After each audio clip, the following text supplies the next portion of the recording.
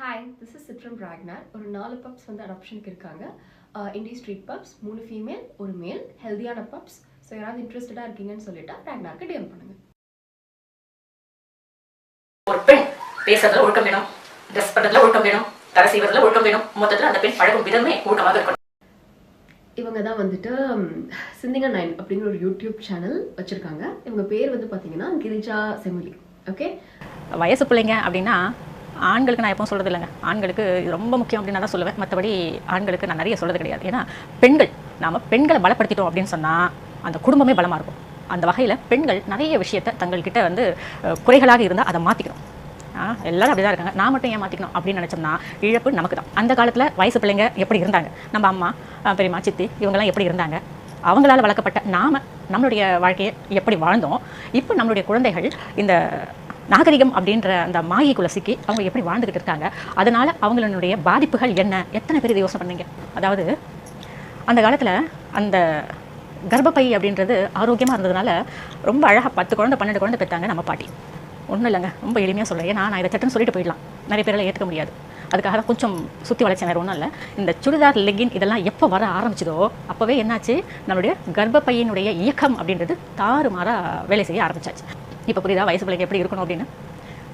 நான் உடச்சே சொல்கிறேனே, இப்போ இருக்கக்கூடிய தலைமுறைகள், இளைய தலைமுறைகள் இந்த லெகின்னு, இந்த சுடிதார், டைட்டாக ஜீன்ஸு இதெல்லாம் போடுறதினுடைய விளைவு பெரும்பாலானவங்க மாதவிடாய் சுழற்சி அப்படின்றது சரி வர கிடையாது.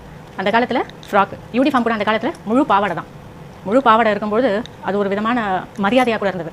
எப்போ வந்து அரை பாவாடை அப்படின்றது வந்ததோ அப்போவே பல பிரச்சனைகள் வர ஆரம்பிச்சது. இது வந்து நிறைய பேர் சொல்லலாம், ஏன் ஆண்கள் அதை தப்பாக தான் பார்க்கணுமா அப்படின்னு. பெண்கள் சரியாக இருந்தால் ஆண்கள் சரியாக இருப்பாங்க. அதாவது வந்து பார்த்தீங்கன்னா ஒரு ஸ்கூல் சைல்டு, ஓகேவா, ஒரு ஸ்கூல் சைல்டு வந்துட்டு ஒரு ஷார்ட் ஸ்கர்ட் போட்டிருக்கு, யூனிஃபார்ம் போட்டிருக்கு ஒரு ஸ்கூல் சைல்டை ஒரு பர்டிகுலர் மேன் வந்துட்டு தப்பாக பார்க்குறாங்க அப்படின்னு சொல்லிட்டா அது வந்துட்டு அந்த குழந்தையோட ஃபால்ட். அது வந்து அந்த குழந்தை கரெக்டாக இருந்தால் நான் பார்த்துருக்க மாட்டார். அதுதான் வந்துட்டு பாயிண்ட் இல்லையா? என்ன கேட்டால் அதுதான். இந்த பதிவு நான் தரத்துக்கு கொஞ்சம் கூட நான் பயப்படலை, கொஞ்சம் கூட நான் வெட்கப்படலை. ஏன்னா எனக்கும் 2 பெண் குழந்தைகள் இருக்காங்க. அந்த பெண் குழந்தைகளுடைய வாழ்க்கை நல்லா இருக்கணும் அப்படின்றதுக்காக என்னால் முடிஞ்ச அளவுக்கு நான் வீட்டில் அவங்களுக்கு எப்படி சில விஷயங்களை சொல்லித்தரணுமோ அப்படி தான் நான் சொல்லி கொடுத்துக்கிட்டு இருக்கேன். அதாவது பாயிண்ட் இதுதான் ஆக்சுவலி. என்னன்னா இப்போ நம்ம ஆன்டி வந்துட்டு நமக்கு அவங்களோட குழந்தைங்களுக்கு என்ன சொல்லி தருவாங்களோ அதே தான் இப்போ நமக்கு சொல்லி தர போகிறாங்க. விச் சிம்பிளி மீன்ஸ் அதை அப்படியே நம்ம ஃபாலோ பண்ணணும்னு சொல்லிட்டா எப்படி அவங்க குழந்தைங்களை யாரும் தப்பாக பார்க்க மாட்டாங்களோ நம்மளையும் யாரும் தப்பாக பார்க்க மாட்டாங்க. அந்த மாதிரி கரெக்டாக இருந்துட்டா ஆண்கள் கரெக்டாக இருப்பாங்க.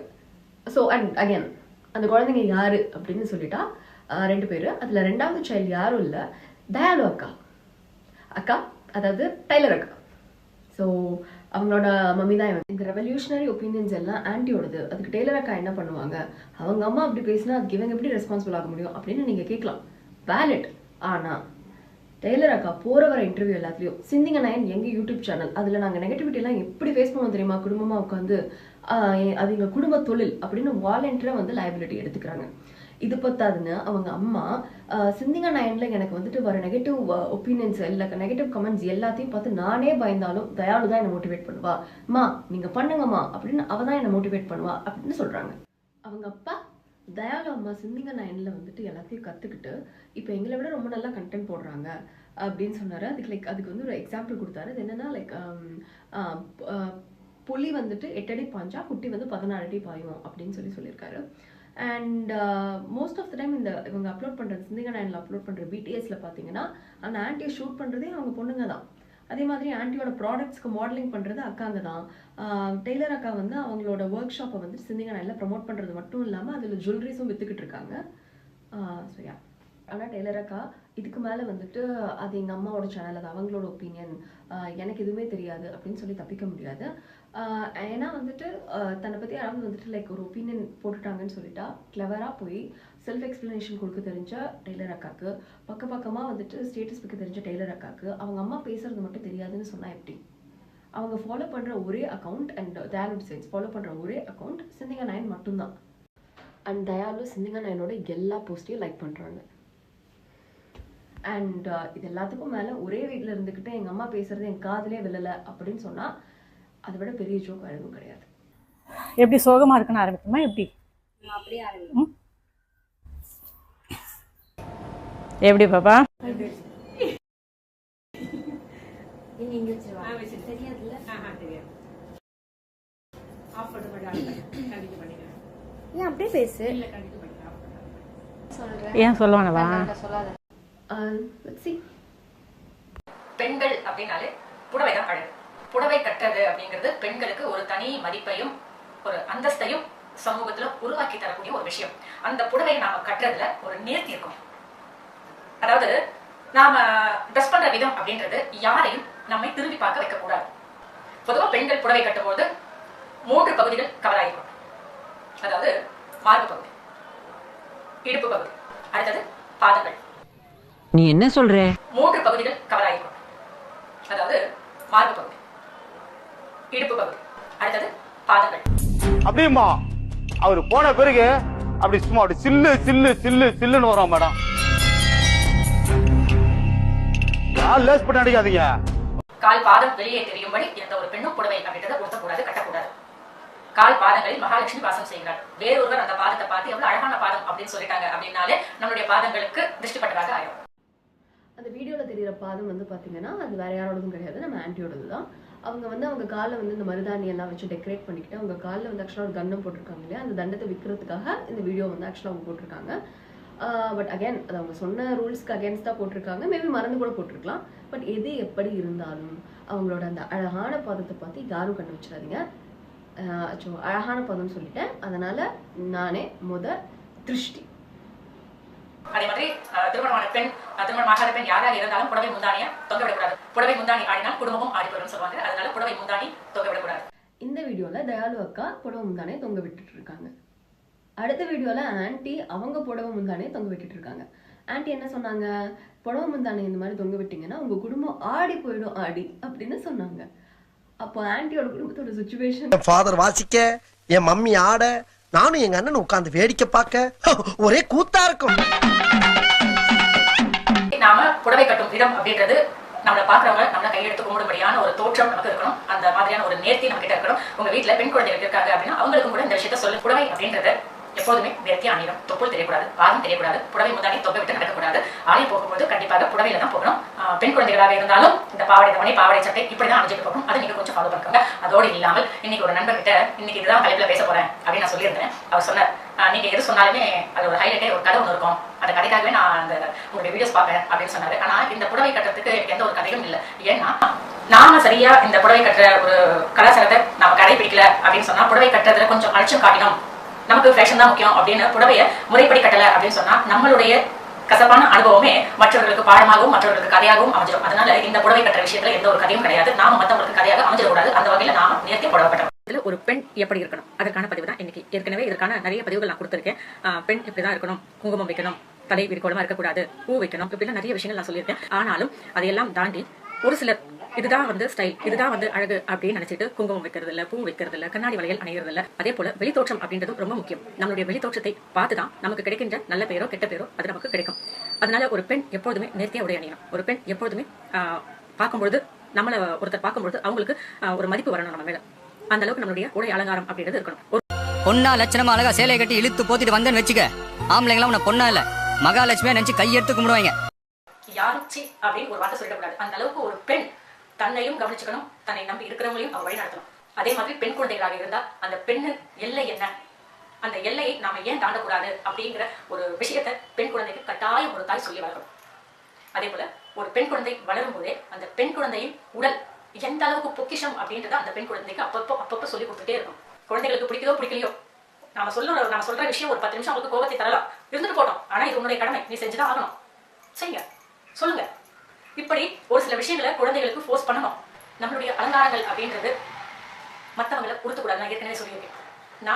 நம்ம உடை அலங்காரமாகட்டும், நம்முடைய முக அலங்காரமாகட்டும் மற்றவங்களை கொடுத்தக்கூடாது. மற்றவங்க நம்ம பார்த்து கையெடுத்து கும்பிடும்படியா இருக்கும். நாம மட்டும் இல்லை, நம்மளுடைய குழந்தைகளையும் மற்றவங்க பார்க்கும்போது ஒரு மரியாதை அப்படின்றது வரணும். நம்ம குழந்தைகளை அந்த அளவுக்கு நாம வளர்க்கணும். நாம எதுவுமே கண்டுக்காம இருக்கும்போதுதான் குழந்தைகள் நம்ம கை மீறி போறாங்க. குழந்தைகளுக்கு நேர்த்தியா உடை போடுமா, ஏன் இந்த மாதிரி ட்ரெஸ் பண்ற, ஷால் போடு, சுடிதார் போடியா, ஷால் போடு, நாம தான் சொல்லி தரணும். குழந்தைங்க இந்த காலத்து குழந்தைங்க மேக்கப்லாம் போடுறாங்க, லிப்ஸ்டிக் போடுறாங்க. ஆனா அதை ஊக்கப்படுத்தக்கூடாது. என்னோட வரியா நீ இப்படிதான் வரணும், 4 பேர் பார்ப்பாங்க, இந்த மாதிரிலாம் வரக்கூடாது, தாத்தா திட்டுவார், பெரியப்பா திட்டுவாங்க, மாமா பார்த்தா சொல்லி ஏதாவது சொல்லுவாங்க.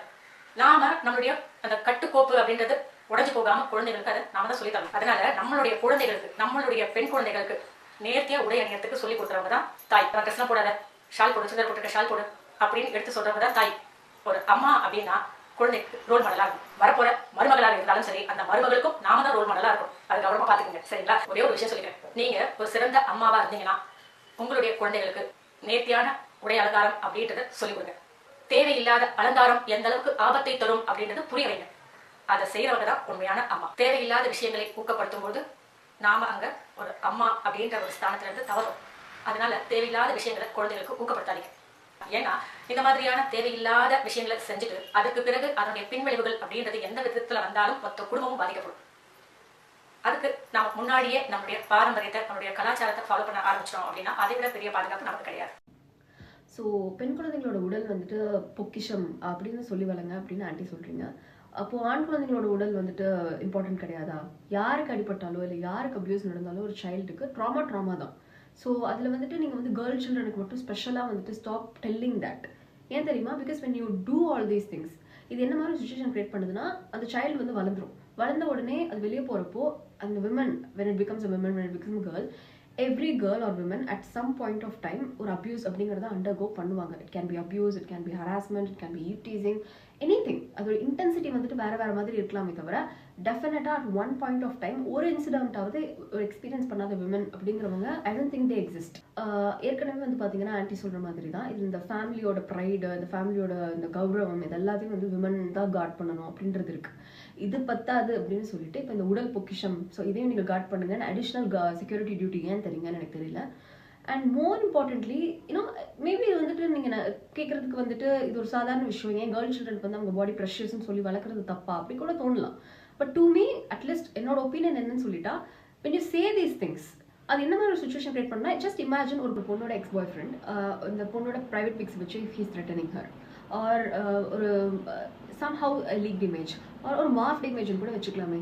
when you do all these things, இப்போ அந்த பொண்ணு வந்துட்டு what happens is she comes into this paramount amount of pressure to protect or guard herself. இந்த ப்ரெஷரை வந்து card பண்ணணுங்கிறதுனால it causes so many other repercussions. எக்ஸாம்பிளுக்கு சொல்லணும்னா we all know Pollachi incident, we all know what happened there. That's why you don't guilt trip children into thinking that they fail to guard their precious treasure, because then they will fall into this bottomless pit trying to cover that shame. My dad, he told me something when I was very little, that is if anyone ever violate you, you come and tell us. Even if you can't tell your mom, you tell me. I am your safe space. And அதையும் மீறி if you get violated, if someone violate you அப்படின்னு சொல்லிட்டா அதை பண்ணா இல்லையா, அவனுக்கு ஒரு அம்மா, அவனுக்கு ஒரு தங்கச்சி, அப்படின்னா அவனுக்கு ஒரு டாட்டர், இந்த மாதிரி இருப்பாங்க. அவங்களுக்கு என்ன பாடி பார்ட்ஸ் இருக்கோ அதே தான் உனக்கும் இருக்கு. So it's on him, that vulgarity is on him, and it is not your fault. You didn't lose anything and you are not responsible for it. And I think these are the words that every daughter deserves to hear from her father or her mom. Anti வந்து பார்த்தீங்கன்னா makeup போடக்கூடாது, lipstick போடக்கூடாது அப்படின்னு உங்கள் சில்ட்ரனுக்கு force பண்ணி சொல்லுங்க அப்படின்னு சொல்கிறாங்க. என்ன தயாலு அக்கா, நம்ம மேக்கப்பே போடுறது இல்லையா?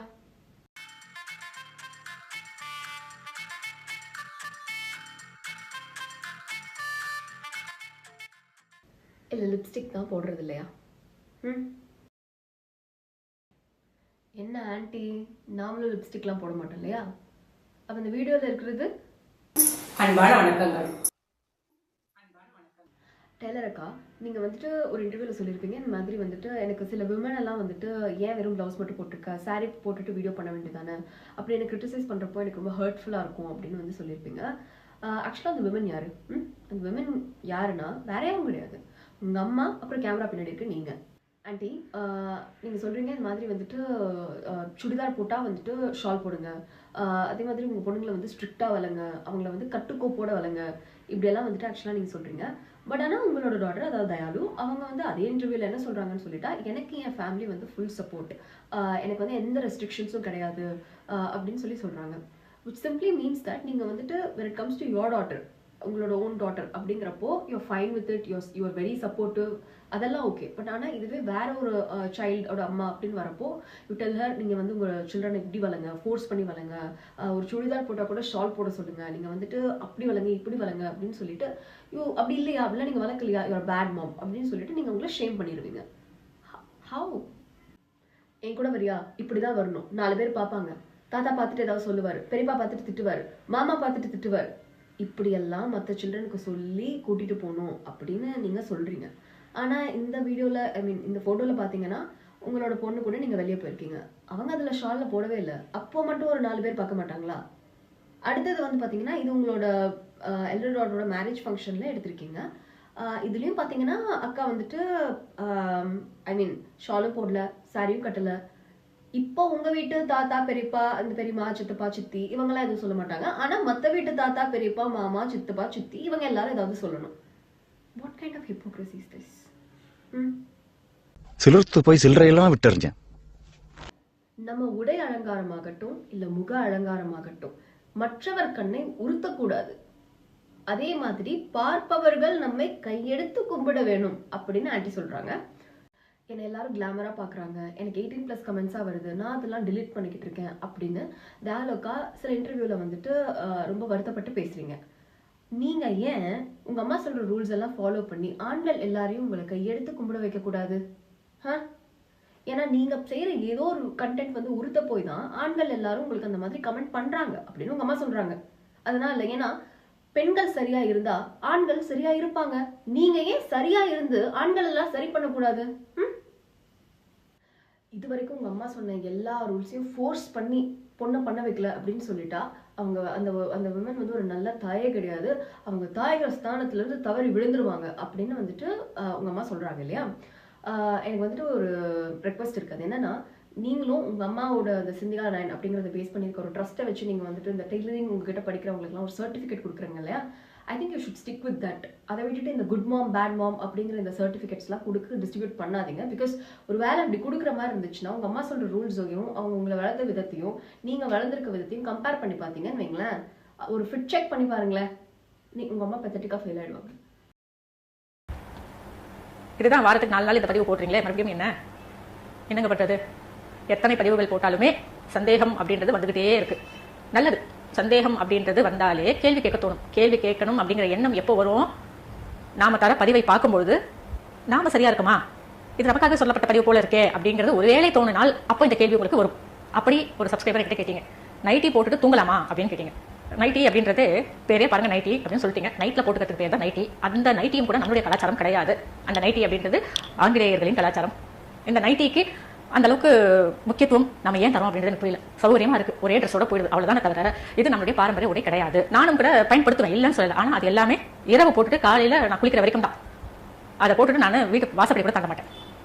நம்மளுடைய கலாச்சாரம் அப்படின்றத நாம ஓரளவுக்கு ஃபாலோ பண்ணித்தான் ஆகணும். ஏன்னா இப்போ இருக்கக்கூடிய தலைமுறையினர், இப்போ நீங்க வந்து வீட்டில் நைட்டி போடுறீங்க, சுடிதார் போடுறீங்க, மற்ற உடைகள் உங்களுக்கு விருப்பமான உடைகள் போடுறீங்க, புடவை தவிர சொல்றேன். மற்ற நாகரிகமான உடைகள்ல எவ்வளவு நீங்க போடுறீங்க.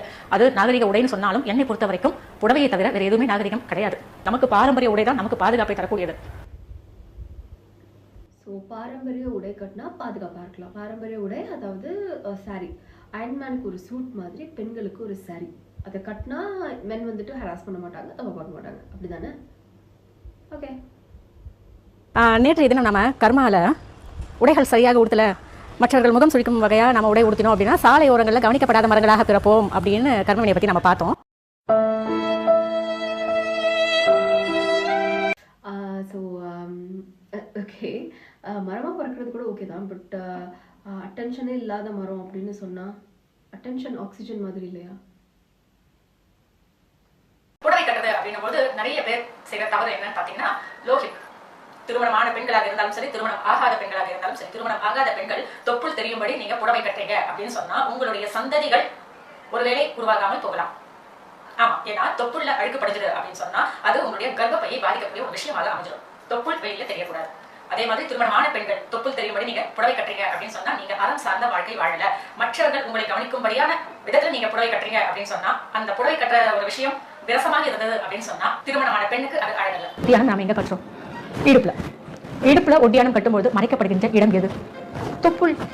தொப்புள் மறைக்க வேண்டும், மறைக்கப்பட வேண்டும். இதற்காக கண்டுபிடிக்கப்பட்டதுதான் இந்த ஒட்டியானம். நம்ம தொப்புள்ள பல நுண்ணிய துளைகள் இருக்கு. இந்த துளைகள் மூலமாக வெளியிலிருந்து பல நுண்ணிய கிருமிகளோ அல்லது தேவையற்ற வாயுக்களோ உள்ளே செல்லக்கூடாது. உள்ளே செல்லும் போது கர்ப்பப்பை பாதிக்கப்படும். இப்போ உங்களுக்கு புரிஞ்சிருக்கும் இந்த ஒட்டியானத்தினுடைய முக்கியமான வேலை எது அப்படின்னு.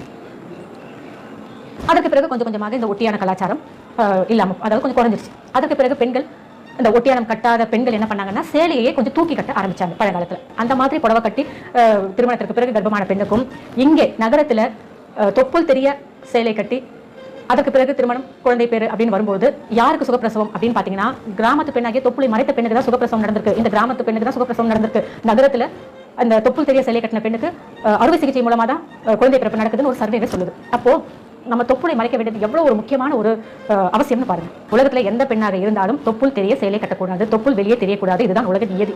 அது எல்லா பெண்களுக்கும் பொருந்தும். இப்ப நீங்க கேட்கலாம், பல மாநிலத்துல பெண்கள் லோ ஹிப் சாரி தானே கட்டுறாங்க அப்படின்னு. ஆனா அந்த மாதிரி பெண்களுக்கு அறுவை சிகிச்சை மூலமா தான் குழந்தை பிறக்குது பெரும்பாலும் அப்படின்றதும் அறிவியல் நமக்கு சொல்லுது, ஆராய்ச்சிகள் மூலமாவே சொல்லுது. இப்போ சமூகத்துல பல அவலங்கள் நிகழுது அப்படின்னா பெண்களாகிய நாமும் ஒரு காரணம். அதாவது லோ ஹிப் சாரி அப்படின்ற கலாச்சாரத்தை யாரெல்லாம் ஃபாலோ பண்றீங்களோ அவங்க எல்லாம் தயவு செஞ்சு இனிமே அந்த மாதிரி சேலை உடுத்தாதீங்க. லோ ஹிப் சாரின்றது நம்மளுடைய ஆரோக்கியத்துக்கும் சரியில்லை, சமூகத்தின் ஆரோக்கியத்துக்கும் சரியில்லை. தொப்புள் காட்சி பொருள் அல்ல, பாதுகாக்கப்பட வேண்டிய பொக்கிஷம். மொத்தத்துல தொப்புள் காட்சி பொருள் கிடையாது. தொப்புள் வெளியே தெரியும்படி சேலை உடுத்தும் எந்த ஒரு பெண்ணும் சிறந்த பெண்ணாகவும் இருக்க முடியாது, சிறந்த குடும்ப தலைவியாகவும் இருக்க முடியாது, சிறந்த தாயாகவும் இருக்க முடியாது. மொத்தத்துல ஒழுக்கம் என்ற சொல்லுக்கு கூட பொருத்தமானவளாக இருக்க முடியாது. லைக் அதாவது வந்துட்டு ஒரு பொண்ணு வந்துட்டு ட்ரெஸ் பண்ணுறதுல தான் வந்துட்டு ஒரு பையன் வந்தோ இல்லை ஒரு மேலோ வந்துட்டு அந்த ரேப் ஆகட்டும், ஒரு மொலஸ்டேஷன் ஆகட்டும் நடக்கிறதுக்கு வந்துட்டு அந்த விமனோட ட்ரெஸ் தான் காரணம். இதுதான் வந்துட்டு உங்களோட ஒரு ஒப்பீனியன். நாங்கள் எல்லாமே குவாலிட்டியான கண்டென்ட் தரோம், நாங்கள் எல்லாமே இன்ஃபர்மேஷன் பேசிஸில் தான் தரோம். நாங்கள் சின்ஸ் 2013 இந்த ஃபீல்டில் இருக்கோம். அது எல்லாமே it's because of passion, content and நேர்மையாக இருக்கிறதுனால அப்படின்னு சொல்லி டெய்லர் அக்காவோட அக்கா வந்து இப்போ ரீசெண்டாக ஒரு இன்டர்வியூவில் சொல்லியிருப்பாங்க. அப்போ வந்துட்டு இந்த சி செக்ஷன் வந்துட்டு நேவல் எக்ஸ்போஸ் பண்ணுறதா காரணம், நேவல் எக்ஸ்போஸ் பண்ணுற மாதிரி ட்ரெஸ் பண்ணால் இன்ஃபர்டிலிட்டி வரும் அப்படிங்கிறதுலாம் நீங்கள் எந்த நேர்மையான இன்ஃபர்மேஷன் பேசிஸில் வந்துட்டு நீங்கள் சொன்னீங்க சொல்லுங்கள்? எந்த ரிசர்ச் இப்படி சொன்னிச்சு?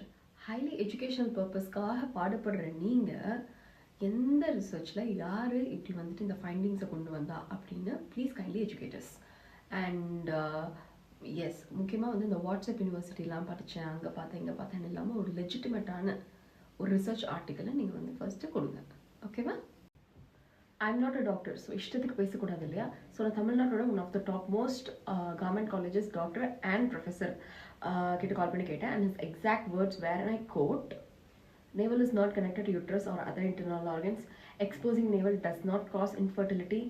There is no nexus between navel and C-section. Tailor அக்காவுக்கும் நான் உங்ககிட்ட வந்துட்டு ஒரு கொஸ்டின் கேட்குறேன், ஓகேவா? ஜெனுவனாக ஆன்சர் பண்ணுங்கள். இப்போ வந்துட்டு ஒரு விமன் இருக்காங்க, ஒரு கேர்ள் இருக்காங்க, ஓகேவா? அவங்க வந்து பார்த்தீங்கன்னா வந்துட்டு விமனோட இன்னர்வேர் வந்து ஸ்டிச் பண்ணுற ஒரு அந்த மாதிரி இருக்க ஒரு டெய்லர். இப்போ அவங்க வந்து பார்த்தீங்கன்னா அவங்க ஸ்டிச் பண்ண ப்ராடக்ட்ஸை வந்துட்டு அவங்க மேலே டிஸ்பிளே பண்ணிக்கிட்டு மற்ற விமன் கூட அந்த மாதிரி வந்து ஸ்டிச் பண்ண டீச் பண்ணுறேன், இது வந்து நான் மானிட்டைஸ் பண்ணணும், இல்லை இந்த மாதிரி ப்ராடக்ட்ஸை நான் விற்கிறேன், இந்த மாதிரி வந்துட்டு அவங்க வந்துட்டு ஒரு இது பண்ணுறாங்க. ஸோ இந்த மாதிரி அவங்க டிஸ்பிளே பண்ணுறப்போ ஆப்வியஸ்லி அவங்களோட வேஸ்ட், அவங்களோட நேவல், அவங்களோட மறைக்கப்பட வேண்டிய 3 பாகங்கள்னு நீங்கள் சொல்கிறதெல்லாம் வந்து கொஞ்சம் விசிபிளாக இருக்குன்னு வச்சுக்கோங்க. ஸோ இப்போ இதை பார்க்குறப்போ உங்களோட ஒப்பீனியன் என்னவாக இருக்கும்? அதை ஆல்ரெடி சொல்லிட்டீங்களே, சிறந்த பெண்ணாகவும் இருக்க முடியாது, சிறந்த குடும்ப தலைவியாகவும் இருக்க முடியாது, சிறந்த தாயாகவும் இருக்க முடியாது, மொத்தத்தில் ஒழுக்கம் என்ற சொல்லுக்கே பொருத்தமானவளாக இருக்க முடியாது இல்லையா? The atrocity that you have to slut shame women based on their clothing choices when you cry and complain about the same thing, it's baffling.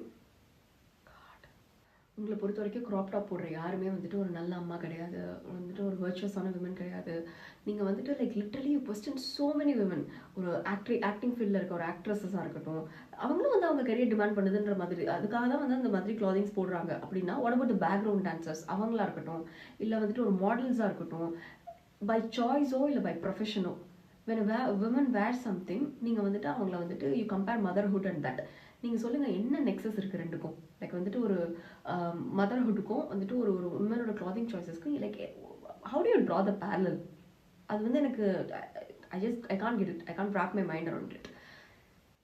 இதில் வந்துட்டு தயாலு நீங்கள் ஹீரோயினாக நடிக்க போவீங்களா அப்படின்னு கேட்டால் நல்லதாக வந்தால் யார் வேணான்னு சொல்லுவா அப்படின்னு சொல்கிறீங்க. ஆனால் நீங்கள் அந்த ப்ரொஃபஷனில் இருக்க எல்லாரையும் வந்துட்டு அவங்க வந்துட்டு ஒரு நல்ல விமன் கிடையாது, இல்லை ஒரு நல்ல மதர் கிடையாது அப்படின்னு அவங்களோட கிளாதிங் சாய்ஸஸ் பேஸ் பண்ணி நீங்கள் ஜட்ஜ் பண்ணுறீங்க. லைக் நீங்கள் பை எக்ஸ்டென்ஷன் யுவர் சிந்திகா யூடியூப் சேனல். சுமங்கலி பெண்கள் எப்படி இருக்கணும்? இப்போ ஆண்டி வந்து மேரிட் விமன் எப்படி இருக்கணும்னு சொல்கிறாங்க. பட் ஸோ மேரிட் விமன் எப்படி இருக்கணும் அப்படின்னா லாயலாக இருக்கணும், ஃபேமிலி மேலே ப்ரொடெக்டிவாக இருக்கணும், ஃபேமிலிக்கு கான்ட்ரிபியூட் பண்ணணும், அந்த மாதிரி என்னமாச்சு? நீங்கள் தான் பல மாதங்களா சுமங்கலி பெண் வளையல் போடுங்க, பூ வைங்க, இதை பண்ணுங்க, அதை பண்ணுங்கன்னு சொல்லுவீங்க. திடீர்னு சுமங்கலி பெண் எப்படி இருக்கணும்னா என்ன கேள்வி இது? ஏன்னா இது தெரியாம எவ்வளவு பதிவுகள் தந்தீங்க. சுமங்கலி பெண் எப்படி இருக்கணும்? நெத்தி நிறைய குங்குமம் வச்சுக்கணும், தலை நிறைய பூ வச்சுக்கணும், திருமாங்கல்யம் அணியணும், மெட்டி அணியணும், கை நிறைய கண்ணாடி வளையல்கள் போடணும். இதுதான். வேற என்னமா? மஞ்சள் பூசி குளிக்கணும். இதுதான் நம்ம அடையாளம். வேற என்ன இருக்கு? ஆமா, இதுதான் அடையாளம். ஆனா எவ்வளவு பேருக்கு நாம ஃபாலோ பண்றோம், கடைபிடிக்கிறோம். அதாவது சுமங்கலி பெண் அப்படின்னும் போது இப்படிதான் இருக்கணும் அப்படின்னு நியதிகள் இருக்கு. இந்த பொட்டு அப்படின்னும் போது குங்கும பொட்டு வைக்கிறது தான் வந்து நம்மளுடைய கலாச்சாரம். ஆனா நிறைய அந்த ஸ்டிக்கர் பொட்டு அப்படின்றத வைக்க ஆரம்பிச்சாங்க. தலையில பூ. இந்த தலையில பூ இல்லாமல் ஒரு விசேஷத்துக்கு நீங்க கலந்துக்கிறீங்க அப்படின்னு சொன்னா அது உங்களுடைய குடும்பத்துக்கு நீங்க பாவத்தை சேர்க்கிறீங்க அப்படின்னு அர்த்தம். உங்களுடைய கணவரின் குடும்பத்தாருக்கும் உங்களுடைய பிறந்த வீட்டிற்கும் பாவத்தை சேர்க்கிறீங்க. அதாவது உங்களை பெற்று வளர்த்த அம்மா அப்பாவுக்கு ஒரு அவப்பெயரை சேர்க்கிறீங்க. பூ வைக்கக்கூடிய கலாச்சாரம் கூட நமக்கு மனசுல ஏத்துக்கிறதுக்கு முடியல அப்படின்னா, நம்மளுடைய கலாச்சாரத்தை நாமளே ஃபாலோ பண்ணல அப்படின்னா அப்புறம் என்னங்க வாழ்க்கை வாழ்ந்துட்டு இருக்கோம். நாம இந்த ட்ரெஸ்ஸுக்கு பூ வைக்க கூடாதுமா, இந்த படத்துக்கு இந்த பூ வைக்க கூடாதுமா, மேட்ச் ஆகாது அப்படின்னு நீங்க நினைக்கிறீங்க. ஆனா இந்த சமுதாயத்துல உங்களை மேட்ச் பண்றதே, அதாவது இந்த சமுதாயத்துல உங்களை சுமங்கலி அப்படின்னு மேட்ச் பண்றதே நம்மளுடைய அடையாளங்கள் தான். கண்டிப்பாக குங்குமம் அப்படின்றது நம்மளுக்கு அவசியம் இல்ல, வச்சே ஆகணும்.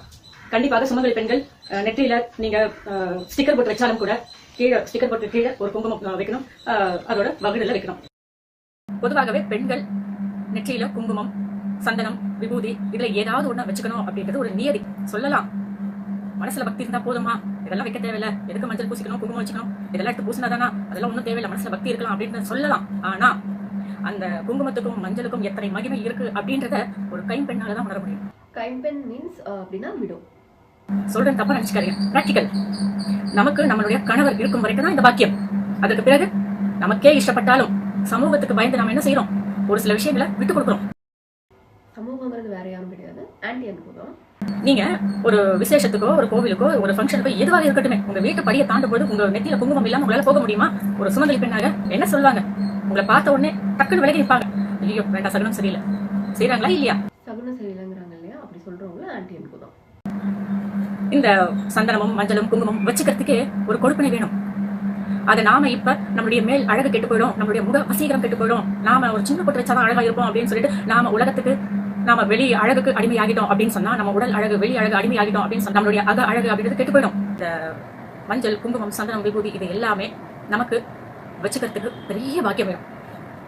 இதெல்லாம் நம்ம வைக்கிறோம் அப்படின்னு சொன்னா நம்மளுடைய அந்தஸ்து உயரும், நம்மளுடைய மதிப்பு உயரும். மதிப்பு, அந்தஸ்து இதெல்லாம் வந்து அழகை பார்த்தோ பணத்தை பார்த்தோ வரது கிடையாது. ஒரு பெண்ணின் அந்த தோற்றத்தை பார்த்து வரது. ஒரு பெண் பார்க்கும்பொழுது அழகா இருக்காங்க அப்படின்னு சொல்லலாம், ஆனா பார்க்கும்போது கையெடுத்து கும்பிடுற மாதிரி இருக்காங்க, மங்களகரமா இருப்பாங்க அப்படின்னு சொல்லணும். நம்ம காதுகளுக்கு அந்த வார்த்தை தான் வரணும். மங்களகரமா இருக்கீங்க அப்படின்னு சொல்லிட்டா பரவாயில்ல, மந்திரவாதி மாதிரி இருக்கீங்கன்னு சொல்லிட்டா. இன்னொரு முக்கியமான விஷயம் கைம்பெண்களுக்கு நான் சொல்லிக்க ஆசைப்படுறேன். மருதாணி.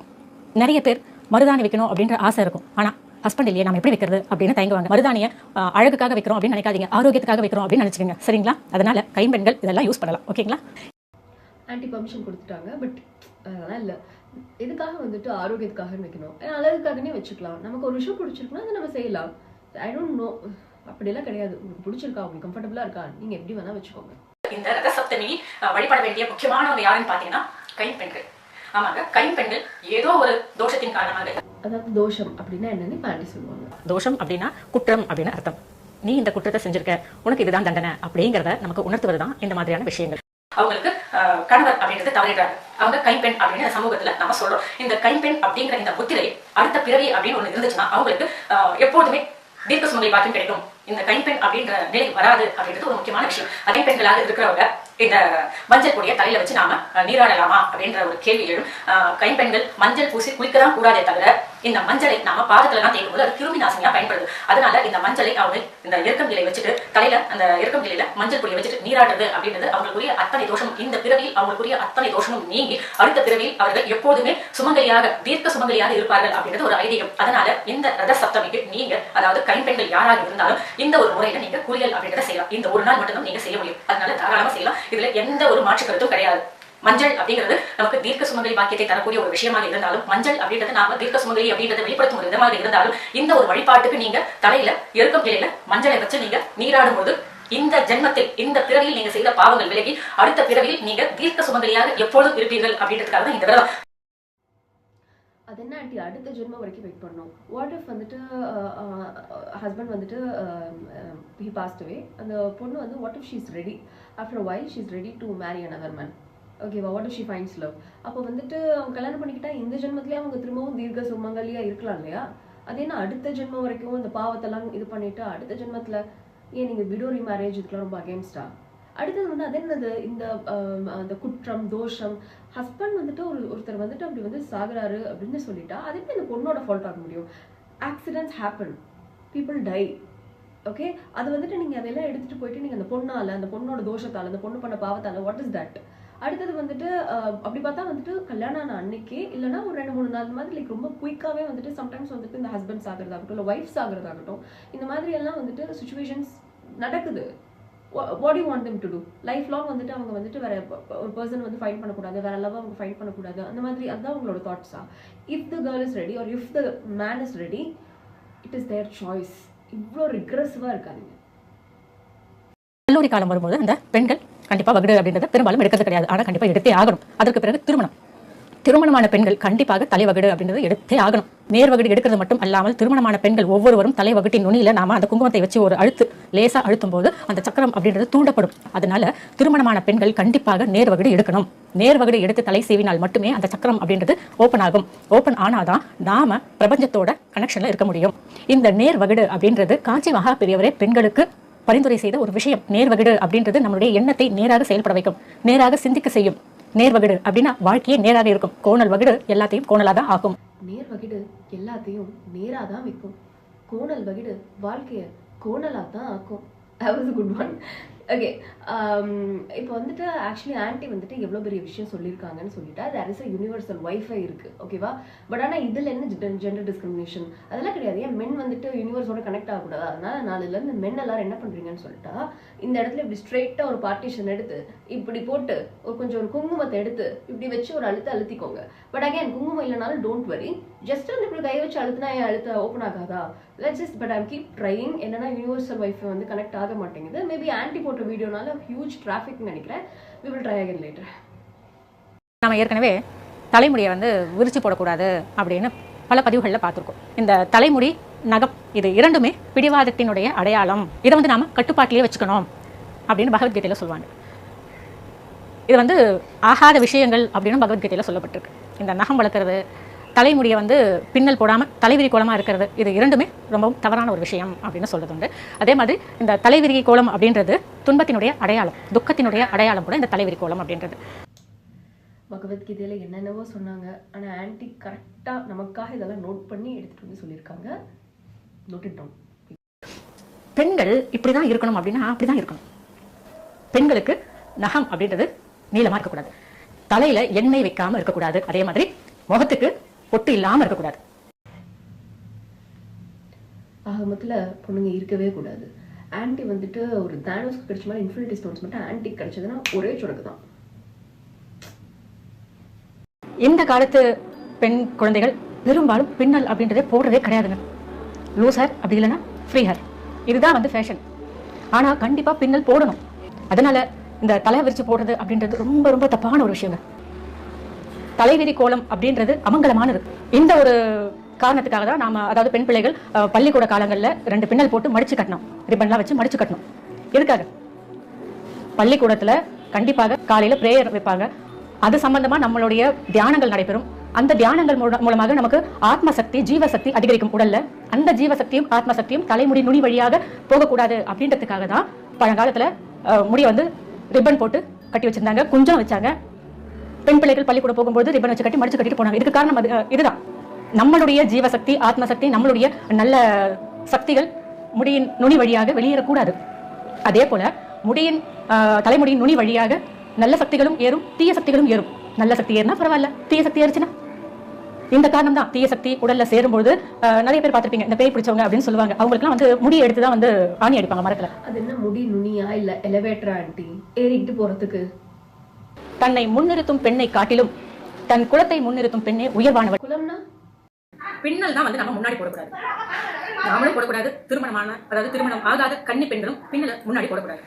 இதுக்கு என்ன காரணம் அப்படின்னு கேட்டீங்கன்னா, யாரும் தவறா நினைச்சுக்காதீங்க. அதாவது பின்னலை வந்து முன்னாடி போட்டு தலை ஃபுல்லா இருக்கிற பூ வந்து முன்னாடி விடுற வழக்கம் யார்கிட்ட இருந்தது அப்படின்னு கேட்டீங்கன்னா, பழங்காலத்துல வேசிக்குல பெண்கள், தாசிக்குல பெண்கள், இவங்க கிட்ட இந்த ஒரு வழக்கம் இருந்தது.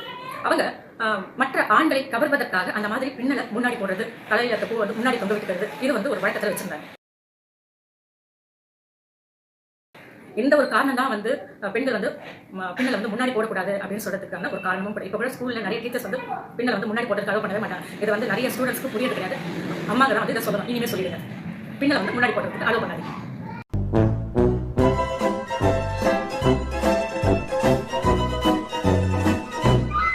வீட்டுல பூஜை செய்யும் போதாகட்டும், ஆலயங்களுக்கு போகும் போதாகட்டும், பாரம்பரிய உடை அப்படின்றத உடுத்துறது நல்ல பலன்களை தரும்.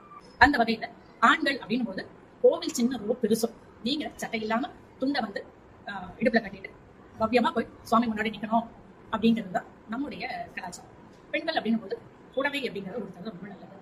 இப்போ உங்க எல்லாருக்குமே ஒரு கேள்வி தோணும், ஏன் சுடிதார்ல போன போகக்கூடாதா, ஏன் ஜீன்ஸ் பேண்ட் போட்டு போகக்கூடாதா, ஏன் டிஷர்ட் போட்டு போகக்கூடாதா, சுவாமி இதெல்லாம் கேட்டது மனசுதான் காரணம் அப்படின்னு உங்களுக்கு தோணும். ஆனால் அந்தந்த சூழ்நிலைக்கு ஏற்றாற் போல நாம போகும்போது அங்க இருக்கக்கூடிய நல்ல அதிர்வலைகளை நாம உணர்வதற்கு நமக்கு உடைகளாகட்டும், நம்முடைய மனசாகட்டும் நமக்கு உதவி செய்யும்.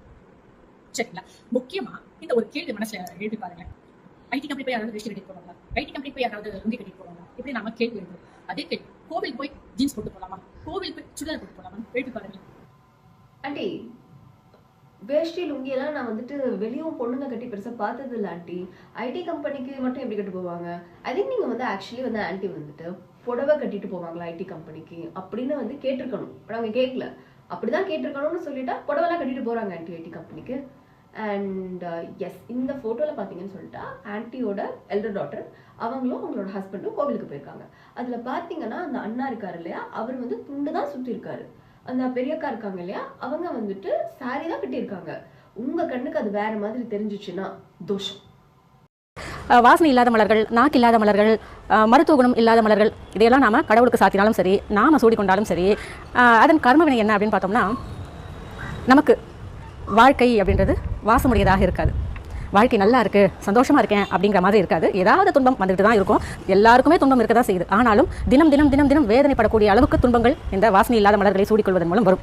அதே மாதிரி நம்முடைய தலைமுறைகள், பேரன் பேத்தி இவங்களா இருக்காங்க இல்லையா, இவங்களுக்கு பேசக்கூடிய தன்மை அப்படின்றது இருக்காது.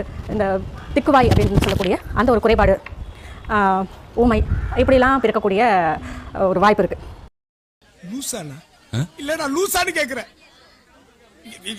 கண்ணாடி திருப்பினா எப்படி பாட்டமுவாங்க? நம்ம சேனல் ஆன்மீக தகவல் பகுதியில் நாம் ஒரு 2 நாள் முன்னாடி இந்த வாசனை இல்லாத மலர்கள், மருத்துவ குணம் இல்லாத மலர்கள், நாக்கு இல்லாத மலர்கள், மகரந்தம் இல்லாத மலர்கள், இதையெல்லாம் பயன்படுத்தக்கூடாது அப்படின்னு சொல்லிடுது. அதனால தான் அந்த காலத்திலே ஒரு பாட்டு இருக்குது, வாசம் இல்லா மலருது வசந்தத்தை தேடுது அப்படின்னு. அந்த வார்த்தையிலேயே அர்த்தம், முழு அர்த்தமும் வந்தாச்சு. வாசம் இல்லாத மலர் வசந்தத்தை தேடிட்டு தான் இருக்கும். அந்த கனகாம்பரத்துக்கு வாசனை கிடையாது, மருத்துவ குணம் கிடையாது, குறிப்பாக அதற்கு நாக்கு கிடையாது, மகரந்தம் கிடையாது. இப்படி ஒன்றுத்துக்கும் உதவாத ஒரு மலர். இது எவ்வளோ பெரிய தவறு இல்லையா? இப்படி நாம் தெரிஞ்சே தவறு செய்யும்போது இதற்கான கர்மவினை நாம் அனுபவிக்கிறோமோ இல்லையோ, நம்மளுடைய குழந்தைகள் அனுபவிப்பார்கள். அந்த தவறு நீங்கள் செய்யாதீங்க. இந்த கனகாம்பரம், வாடாமல்லி, இந்த துளுக்க சாமந்தின்னு சொல்லுவாங்க, இப்படி சில மலர்கள் பட்டியலே இருக்குது. அதோட இந்த கோழிக்கொண்டை பூ, இப்போது வரக்கூடிய வாசனையே இல்லாத ஒரு ரோஜாப்பூ, இந்த அரளி, செவ்வரளின்னு சொல்லக்கூடிய மலர்கள். இந்த செவ்வரளி வந்து உண்மையிலேயே இந்த சுடுகாட்டு மலர்னு சொல்லுவோம். இதெல்லாம் செய்யக்கூடாதுன்னு நீங்கள் தான் சொல்கிறீங்க. ஏன்னா நான் அதை வந்து படிக்கிறேன். அதை படிக்கும்போது எனக்கு அது உண்மை நிலை தெரியுது. என்னை வழிநடத்தக்கூடிய பெரியவர்கள் சொல்லித்தரக்கூடிய அந்த அனுபவ மொழிகள் எனக்கு புரியுது. அதனால நான் இந்த மலர்களை எல்லாம் பயன்படுத்தக்கூடாதுன்னு உங்களுக்கு சொல்லிக்கிட்டு இருக்கேன். அதாவது கனகாம்பரம், அதாவது ஒரு ஃப்ளவர், அது மேலே கூட ஆன்டி வந்து ஒரு வன்மத்தை காட்டிட்டாங்க. இமேஜஸில் பார்த்தீங்கன்னு சொல்லிட்டா ஆன்டி வந்து கனகாம்பரம் வச்சுருக்காங்க. அடுத்ததுல பார்த்தீங்கன்னா சுடுகாட்டு மலரான அரளிப்பூ வச்சுருக்காங்க. அதாவது இதெல்லாம் வச்சா வந்து பேச முடியாது அப்படின்னு சொன்னாங்க இல்லையா ஆன்டி. ஆனால் ஆன்டி உங்கள் வீட்டில் ரொம்ப நல்லா தானே பேசுகிறீங்க, அப்புறம் என்ன? நான் ஒரு சீமந்தத்துக்கு போயிருந்தேன். எனக்கு முன்னாடி நிறைய பெண்கள் நின்றுட்டு இருந்தாங்க. கல்யாணமானவங்க, கல்யாணம் ஆகாதவங்க, இப்படி நிறைய பெண்கள் நின்றுட்டு இருந்தாங்க. அதில் ஒரு அம்மா வந்து எனக்கு ரொம்ப தெரிஞ்சவங்க. அந்த குடும்ப ஃபங்க்ஷனுக்கெல்லாம் நான் போகும்போதெல்லாம் நான் அவங்களை பார்த்துருக்கேன். ஆனால் இந்த முறை நான் பார்க்கும்போது அந்த அம்மாவினுடைய தலையில பூ இல்லை. அவங்க ஒரு மாதிரி வெளி நிறத்தில் புடவை வேற கட்டியிருந்தாங்க. பொட்டும் கூட சின்னதாக வச்சிருந்தாங்க. அது கண்ணுக்கே தெரியல, ஜூம் பண்ணி பார்த்தா தான் தெரியும் போல இருக்கு. அப்படி அவங்க அந்த ஒரு உடை அலங்காரத்தில் வந்திருந்தாங்க. எனக்கு சட்டுன்னு பார்க்கும்போது அந்த அம்மா நல்லா தானே இருந்தாங்க. ஏன்னாச்சு, ஏன் பூ இல்லாமல் வந்திருக்காங்க? கொஞ்சம் புரிஞ்சுக்கங்க சரிங்களா? ஏன் பூ இல்லாமல் வந்திருக்காங்க? ஒருவேளை அவங்களுடைய வாழ்க்கையில் ஏதாவது அசம்பாவிதம் நடந்துருச்சோ அப்படின்னு ஒரு நிமிஷம் நான் நினைச்சிட்டேன். உண்மையிலேயே நான் இதை சொல்றது வெட்கப்படல, வேதனைப்படுறேன் நான். உண்மையிலேயே அந்த பெண்ணை பார்த்து நான் அந்த மாதிரி நினைச்சேன். கணவர்கிட்ட கேட்டேன், என்னங்க அந்த அம்மா குடும்ப ஃபங்க்ஷன்ல பார்த்தோம், அப்ப நல்லா இருந்தாங்களே, இப்ப என்ன ஆச்சு, ஏதாவது அவங்க ஹஸ்பண்டுக்கு உடம்பு சரியில்லையா, அவங்க கணவர் உடம்பு சரியில்லையா, ஏதாவது தவறிட்டாரா அப்படின்னு நான் கேட்டேன். கணவர் சட்டு அச்சோ அதெல்லாம் ஒண்ணு இல்லை, நல்லா இருக்காரு, இந்த ஃபங்க்ஷனுக்கு வரல, அவர் வேற ஒரு வேலையை வெளியே ஊர் போயிட்டாரு, இப்ப அந்த மாதிரி வந்துட்டாங்க, அதெல்லாம் ஒண்ணு நல்லா இருக்காங்க. காரணம் என்னன்னா அந்த அம்மா பூவே வைக்கல. ஒரு விசேஷம் அப்படின்னா நிச்சயமா தலையில ஒரு சுமங்கலி பெண்ணுக்கு பூ இருக்கும். அந்த பூ இல்லை அப்படின்னும் போது அங்கே அந்த பெண்ணுக்கு பூ வச்சுக்க முடியாத அளவுக்கு ஒரு சூழ்நிலையாக இருக்கு அப்படின்னு சொன்னா அது கணவரை இழந்த பெண்ணாக இருந்தாதான் பூ வச்சுக்க மாட்டாங்க. இன்னும் அந்த ஒரு மனப்பக்குவம் நம்மளுடைய சமுதாயத்துல கைம்பெண்களுக்கு வரல. அப்போ அந்த பூ வச்சுக்கக்கூடிய அந்த ஒரு சுப நிகழ்ச்சியில ஒரு சுமங்கலி பெண் வெற்று தலையோட, அதுவும் தலைவிரி கோலமா, அது வந்து ஒரு கல்ச்சர், தலைவிரி கோலமா அந்த ஃபங்க்ஷன்ல அட்டன் பண்ணும்போது, அந்த ஃபங்க்ஷன்ல கலந்துக்கும் போது பார்க்கக்கூடியவர்களுக்கு அந்த பெண் ஒருவேளை இப்படியோ, அதாவது அந்த பெண் பூ வச்சுக்க முடியாத சூழ்நிலை தள்ளப்பட்டுட்டாலோ அப்படின்ற ஒரு எண்ணம் வருதா இல்லையா? அந்த எண்ணத்தை உருவாக்குறது யாரு? நாம தானே. அந்த எண்ணம் மற்றவர்களுக்கு வரும்படி நம்ம நடந்துக்கலாமா? நம்மளுடைய கணவர் தீர்க்க ஆயுளோட நம்ம கூட இருக்கும்போது நம்மளுடைய கணவரின் குடும்பத்துக்கு நாம இப்படி ஒரு அவப்பெயரை சேர்க்கலாமா? எவ்வளவு பெரிய பாவம் இல்லையாது? உண்மையிலேயே என்னுடைய மனம் ரொம்ப வேதனை அடைஞ்சது அன்னைக்கு. நல்லா ஒரு சுபங்கலி பெண்ணை பார்த்து நம்ம இப்படி நினைச்சிட்டோமே அப்படின்னு எனக்கு தோணுச்சு. நல்லவரை நான் கேட்கல அந்த பெண்ணுகிட்ட போயிட்டு. ஆனா எவ்வளவோ பேர் நினைச்சிருப்பாங்க இல்லையா? நல்ல ஒரு சுமங்கலி பெண் திடீர்னு நெத்தில போட்டு இல்லாம, தலையில பூ இல்லாம, அது ஒரு வெளி நிறமா ஒரு புடவையை கட்டிட்டு ஒரு ஃபங்க்ஷன் வந்து நிற்கும் போது என்னங்க தோணும்? கொஞ்சம் நினைச்சு பாருங்களேன். அதனால இப்ப சொல்லலாம், ஏமா நீங்க பாத்துட்டு தப்பா பாத்துறீங்க, உங்க மனசு வந்து சரியா திங்க் பண்ணல, நீங்க வந்து தப்பான எண்ணத்துல பாத்துறீங்க அப்படின்னு சொல்லலாம். அந்த தப்பான எண்ணத்தை விதைச்சது யாரு? யாராக இருந்தாலும் சுமங்கலி பெண்ணாக இருந்தா நம்மளை பார்க்கக்கூடிய நபருக்கு என் கணவன் நல்லா இருக்கார், நான் தீர்க்க சுமங்கலி அப்படிங்கிற எண்ணத்தை நல்லா பதிய வைக்கணும். அவதான் உண்மையிலேயே சுமங்கலி பெண்.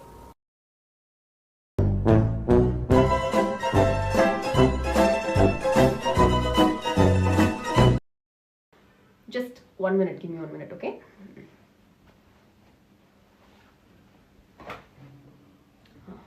Okay. Okay. Okay. என்னம்மா இது, ஒரு சுமங்கலி பெண் நெத்தியில ஒரு பக்கெட்ல ஒரு குங்குமம் இல்ல, ஒரு அழுத்து வச்சு நீ அழுத்திருக்க வேண்டாமா? அது சரி, எப்படி அழுத்துவ? நீ அழுத்தினா இங்கதானே அழுத்தணும். முதல்ல நடுவுல ஒரு கோட்டை பிரிமா. அடுத்தது, தலையில எங்கம்மா பூவு, இதுல வெளிர் நிற ஆடை வேற, வெள்ளை நிற ஆடை வேற. இந்த மாதிரி நீ இருக்கப்போ நீ கேட்கலாம், என்ன மேடம் என் ஹஸ்பண்ட் பக்கத்துல தானே இருக்காரு அப்படின்னு நீ கேட்கலாம், நல்ல கேள்விதான். ஆனா என்ன, உன் ஹஸ்பண்ட் ஒரு வாஷ்ரூம் போக மாட்டாரா, இல்ல பக்கத்துல வந்துட்டு ஒரு போன் பேசதான் போக மாட்டாரா? அந்த மாதிரி நேரத்துல நம்ம ஆன்டி மாதிரி ஒரு க்ளோன் உன்னை பார்த்தா கொஞ்சம் புரிஞ்சுக்கிட்டாங்கன்னா, அதுக்கப்புறம் ஹஸ்பண்ட் வந்த உடனே ஐயோ ஒரு சுமங்கலி பெண்ணை பார்த்து இப்படி நினைச்சிட்டமே அப்படின்னு துடிச்சு போயிட மாட்டாங்களா? என்னம்மா நீ புடவை கட்டினாலும் சரி, பாவடை தாவணி உடுத்தினாலும் சரி, எந்த ஒரு மாடர்ன் ட்ரெஸ் போட்டாலும் சரி, பெண்களின் முட்டி தெரியக்கூடாது. பெண்களின் முட்டிக்கு கீழே அந்த உடை அப்படின்றது. இப்ப நீங்க கேட்கலாம், உங்களுடைய குழந்தைகள் மாடர்ன் ட்ரெஸ் போடவே மாட்டாங்களா? போடுவாங்க. ஆனா இது வரைக்கும் முட்டி தெரியும்படியான எந்த ஒரு உடையும் என் குழந்தைகளுக்கு நான் போட்டதுக்கு அனுமதி கொடுத்ததே இல்லை. அவங்களும் அதை பத்தி கேட்டதும் கிடையாது. இந்த மாதிரி உடை நான் போட்டுக்கிறேன் அப்படின்னு கேட்டது கிடையாது. ஏன்னா அவங்க பார்த்து வளரக்கூடிய சூழ்நிலையை நாம அழகான ஒரு சூழ்நிலையை உருவாக்கி கொடுத்துட்டோம் அப்படின்னா அவங்களுக்கு அப்படியான ஒரு எண்ணம் வராது. நாம கரெக்டா இருந்தா நம்மளுடைய குழந்தைகள் கரெக்டா இருப்பாங்க. அதுதான் என்னுடைய எண்ணம். இது வரைக்கும் ஆன்டி சொன்ன எல்லாத்தையும் நான் வந்து ஒரு சின்ன நோட்ஸ் எடுத்துக்கிறேன். Just give me 1 moment. 1 second. நான் வந்து இருந்தேன். ஓகே ஓகே ஸோ இப்போ இவ்வளோ ரூல்ஸ் இருக்கு. இந்த ரூல்ஸ் எல்லாத்தையும் முதல்ல நீங்க ஃபாலோ பண்றீங்களா? லைக் இதுல எத்தனை ரூல்ஸை நீங்க ஃபாலோ பண்றீங்க சொல்லுங்க. நீங்க வந்துட்டு நீங்க வந்துட்டு ஃபிட் செக் பண்றதுக்காக ப்ளவுஸ் போடுறது அதை பத்தியே நான் பேசல. ஓகேவா? நீங்க ஒரு ஃபங்க்ஷனுக்கு போனீங்கன்னா கூட உங்களுக்கு பிடிச்ச மாதிரி கிராப் டாப் ஸ்கர்ட் இந்த மாதிரி தான் பண்றீங்க. அதே மாதிரி நீங்க லைக் உங்க அம்மா கூட வெளியே போறப்ப கூட நீங்க வந்துட்டு சல்வார் போடுறீங்க, குர்த்தி போடுறீங்க, ஜீன்ஸ் போடுறீங்க, டாப் போடுறீங்க. இந்த மாதிரி லைக் லிட்டரலா உங்களுக்கு என்ன பிடிச்சிருக்கோ அதை தான் நீங்க செய்யறீங்க. அண்ட் ஷார்ட் ஸ்கர்ட் போடுறீங்க அண்ட் ஷாலும் நீங்க போடுறது இல்லை. So that's fine. ஓகேவா? இதுதான்னு சொல்லிட்டா நீங்களும் வந்துட்டு ஆக்சுவலா அப்படியே வந்து ஸ்ட்ரெயிட்டா ஹேர் மண்டை அப்படியே தலையை ரைட்டா அப்படியே ரெண்டா பிரிச்செல்லாம் நீங்க ஒன்றும் போடல. நீங்களும் என்ன மாதிரி வந்து லைக் கிராஸ் பார்ட்டிஷன் தான் பண்ணியிருக்கீங்க. அதே மாதிரி ஆயில் வைக்கிறதெல்லாம் கிடையாது, எதுவும் கிடையாது. ஜென்ரலா நார்மலா எல்லாருக்கும் எப்படி நார்மலா இருக்குதோ அப்படிதான் இருக்கீங்க. நீங்க வந்துட்டு மேக்கப் போடணும்னா மேக்கப் போடுறீங்க, லிப்ஸ்டிக் போடுறீங்கன்னா லிப்ஸ்டிக் போடுறீங்க. So it is all actually very very normal. நார்மலா எல்லா பொண்ணும் எப்படி இருக்காங்களோ அதுதான் வந்துட்டு எல்லாரும் ஆக்சுவலா இப்படிதான் இருக்கணும்னு நினைப்பாங்க. அதுதான் நீங்களும் பண்றீங்க. ஆனா இதுவே மத்த பொண்ணுங்க வந்துட்டு இந்த நார்மலான விஷயத்த நம்ம பண்ணலாம் அப்படின்னு நினைச்சா அந்த இடத்துல நீங்க வந்து என்ன பண்றீங்க? நீங்க வந்து நிப்பீங்க. அதுவும் எப்படி நிப்பீங்க? இதுவே மத்த பொண்ணுங்கன்னா ஷால் போடு, மேக்கப் போடாத, லிப்ஸ்டிக் போடாத, இதெல்லாம் என்கரேஜ் பண்ணீங்கன்னா நீங்க பேட் மாம். கோண வாக்கு எடுக்காத, கோணலா போயிடுவ. குங்குமப்பூ வைக்கலன்னா நீ வந்துட்டு விடோன்னு நினைச்சுப்பாங்க. ஷார்ட் ஸ்கர்ட் போட்டா சமூகத்தை கெடுக்கிற, லோஹிப் போட்டா இன்ஃபர்டில் ஆயிடுவ, முடிய தூக்கி முன்னாடி போட்டனா நீ லைக் ரியலே. இது வரைக்கும் விமன் எப்படி ட்ரெஸ் பண்ணணும், எப்படி மேரிட் விமன் இருக்கணும், எப்படி தலை செய்யணும், இப்படியெல்லாம் சொல்லி கொடுத்த ஆன்ட்டி இப்போ விமன் எப்படி தூங்கணும்னு சொல்லி தர போறாங்க. வாங்க பார்க்கலாம். பெண்கள் மல்லார்ந்து படுக்கலாமா, இதை பற்றி தான் நம்ம தெரிஞ்சுக்க போகிறோம். பெண்கள் வந்து ஒரு கழித்து தான் படுக்கணும், மல்லார்ந்து படுக்கக்கூடாது. ஒரு சிலர் கவுந்து படுப்பாங்க, குப்புற கவுந்து படுப்பாங்க, இந்த மாதிரி படுக்கக்கூடாது. ஏன் அப்படின்னு கேட்டிங்கன்னா, பொதுவாகவே ஆன்மீகத்தில் என்ன சொல்லப்பட்டிருக்குன்னா, பெண்களின் மார்பகங்கள் தரையில் படக்கூடாது. ஒன்று நீங்கள் கேட்பீங்க, பெட்டில் தானமா படுக்கிறோம் அப்படின்னு கேட்பீங்க. எப்படி பார்த்தாலுமே நம்ம கவுந்து படுக்கிறோம் அப்படின்னு சொன்னாலே அது நம்ம தரையை பார்க்கின்ற ஒரு பொசிஷனில் தான் நம்ம படுப்போம். அதனால் நீங்கள் பெட்டில் படுத்தாலும் சரி, பாயில் படுத்தாலும் சரி, எப்படி படுத்தாலும் பெண்கள் கவிழ்ந்து படுக்கக்கூடாது. பெண்களுடைய மார்பகங்கள் எந்த காரணத்தை கொண்டும் தரையில் படக்கூடாது. இது வந்து ஆன்மீகத்திலேயே சொல்லப்பட்டிருக்க ரொம்ப முக்கியமான ஒரு விஷயத்தில் இதுவும் ஒன்று. 5 செகண்ட்ஸ்ல என் ஃபேஸ்ல என்ன டிஃபரன்ஸ் தெரியுதுன்னு சொல்லுங்க. பாத்தீங்களா, பிம்பிள் தான். ஆப்வியஸ் ரீசன்ஸ் தான். சரியா தூங்குறது இல்ல, ஓவர் ஸ்ட்ரெஸ், ஃபுட் ஹேபிட் சரியா இல்ல, இதெல்லாம் தான் ரீசன். ஆனா இந்த பிம்பிள் எனக்கு ரொம்ப நாளா இருக்கு. ஸோ இது போறதுக்கு நீங்க ஏதாவது சஜஷன் சொன்னீங்கன்னா நானும் ட்ரை பண்ணுவேன். எங்ககிட்ட ஏன் கேட்குறீங்க? கேமரா கிட்ட உங்க அம்மா கிட்ட கேளுங்க. சில பேருக்கு முகப்பொரு இருக்கும், வருத்தமே படாதீங்க. இந்த ஒரு விஷயத்தை நீங்கள் செய்யுங்க. 3 பொருள் தான் உங்களுக்கு தேவை. சுத்தமான தேன், அரை மூடி எலுமிச்சை பழ சாறு, ஒரே ஒரு விட்டமின் இ கேப்சூல், எல்லாத்தையும் மிக்ஸ் பண்ணிவிட்டு உங்களுடைய முகம் ஃபுல்லாகவே அப்ளை பண்ணிவிடுங்க. சரிங்களா? இது ரொம்பவும் ஒரு சக்தி வாய்ந்த ஒரு ரெமெடி. ஏன்னா தேன் அப்படின்றது நம்ம உள்ளுக்கு சாப்பிடும்போதும் நல்ல ஒரு ஆரோக்கியத்தை தரும், சருமத்துக்கு நேரடியாக அப்ளை பண்ணும்போதும் நல்ல ஒரு ஆரோக்கியத்தை தரும். தேனை பொறுத்த வரைக்கும் சுத்தமான தேன் நம்மளுடைய Sinningane.com ஆன்லைன் ஷாப்பில் உங்களுக்கு எப்பொழுதுமே கிடைக்கும். இது ட்ரை பண்ணியும் உங்களுக்கு ஒர்க் அவுட் ஆகலையா?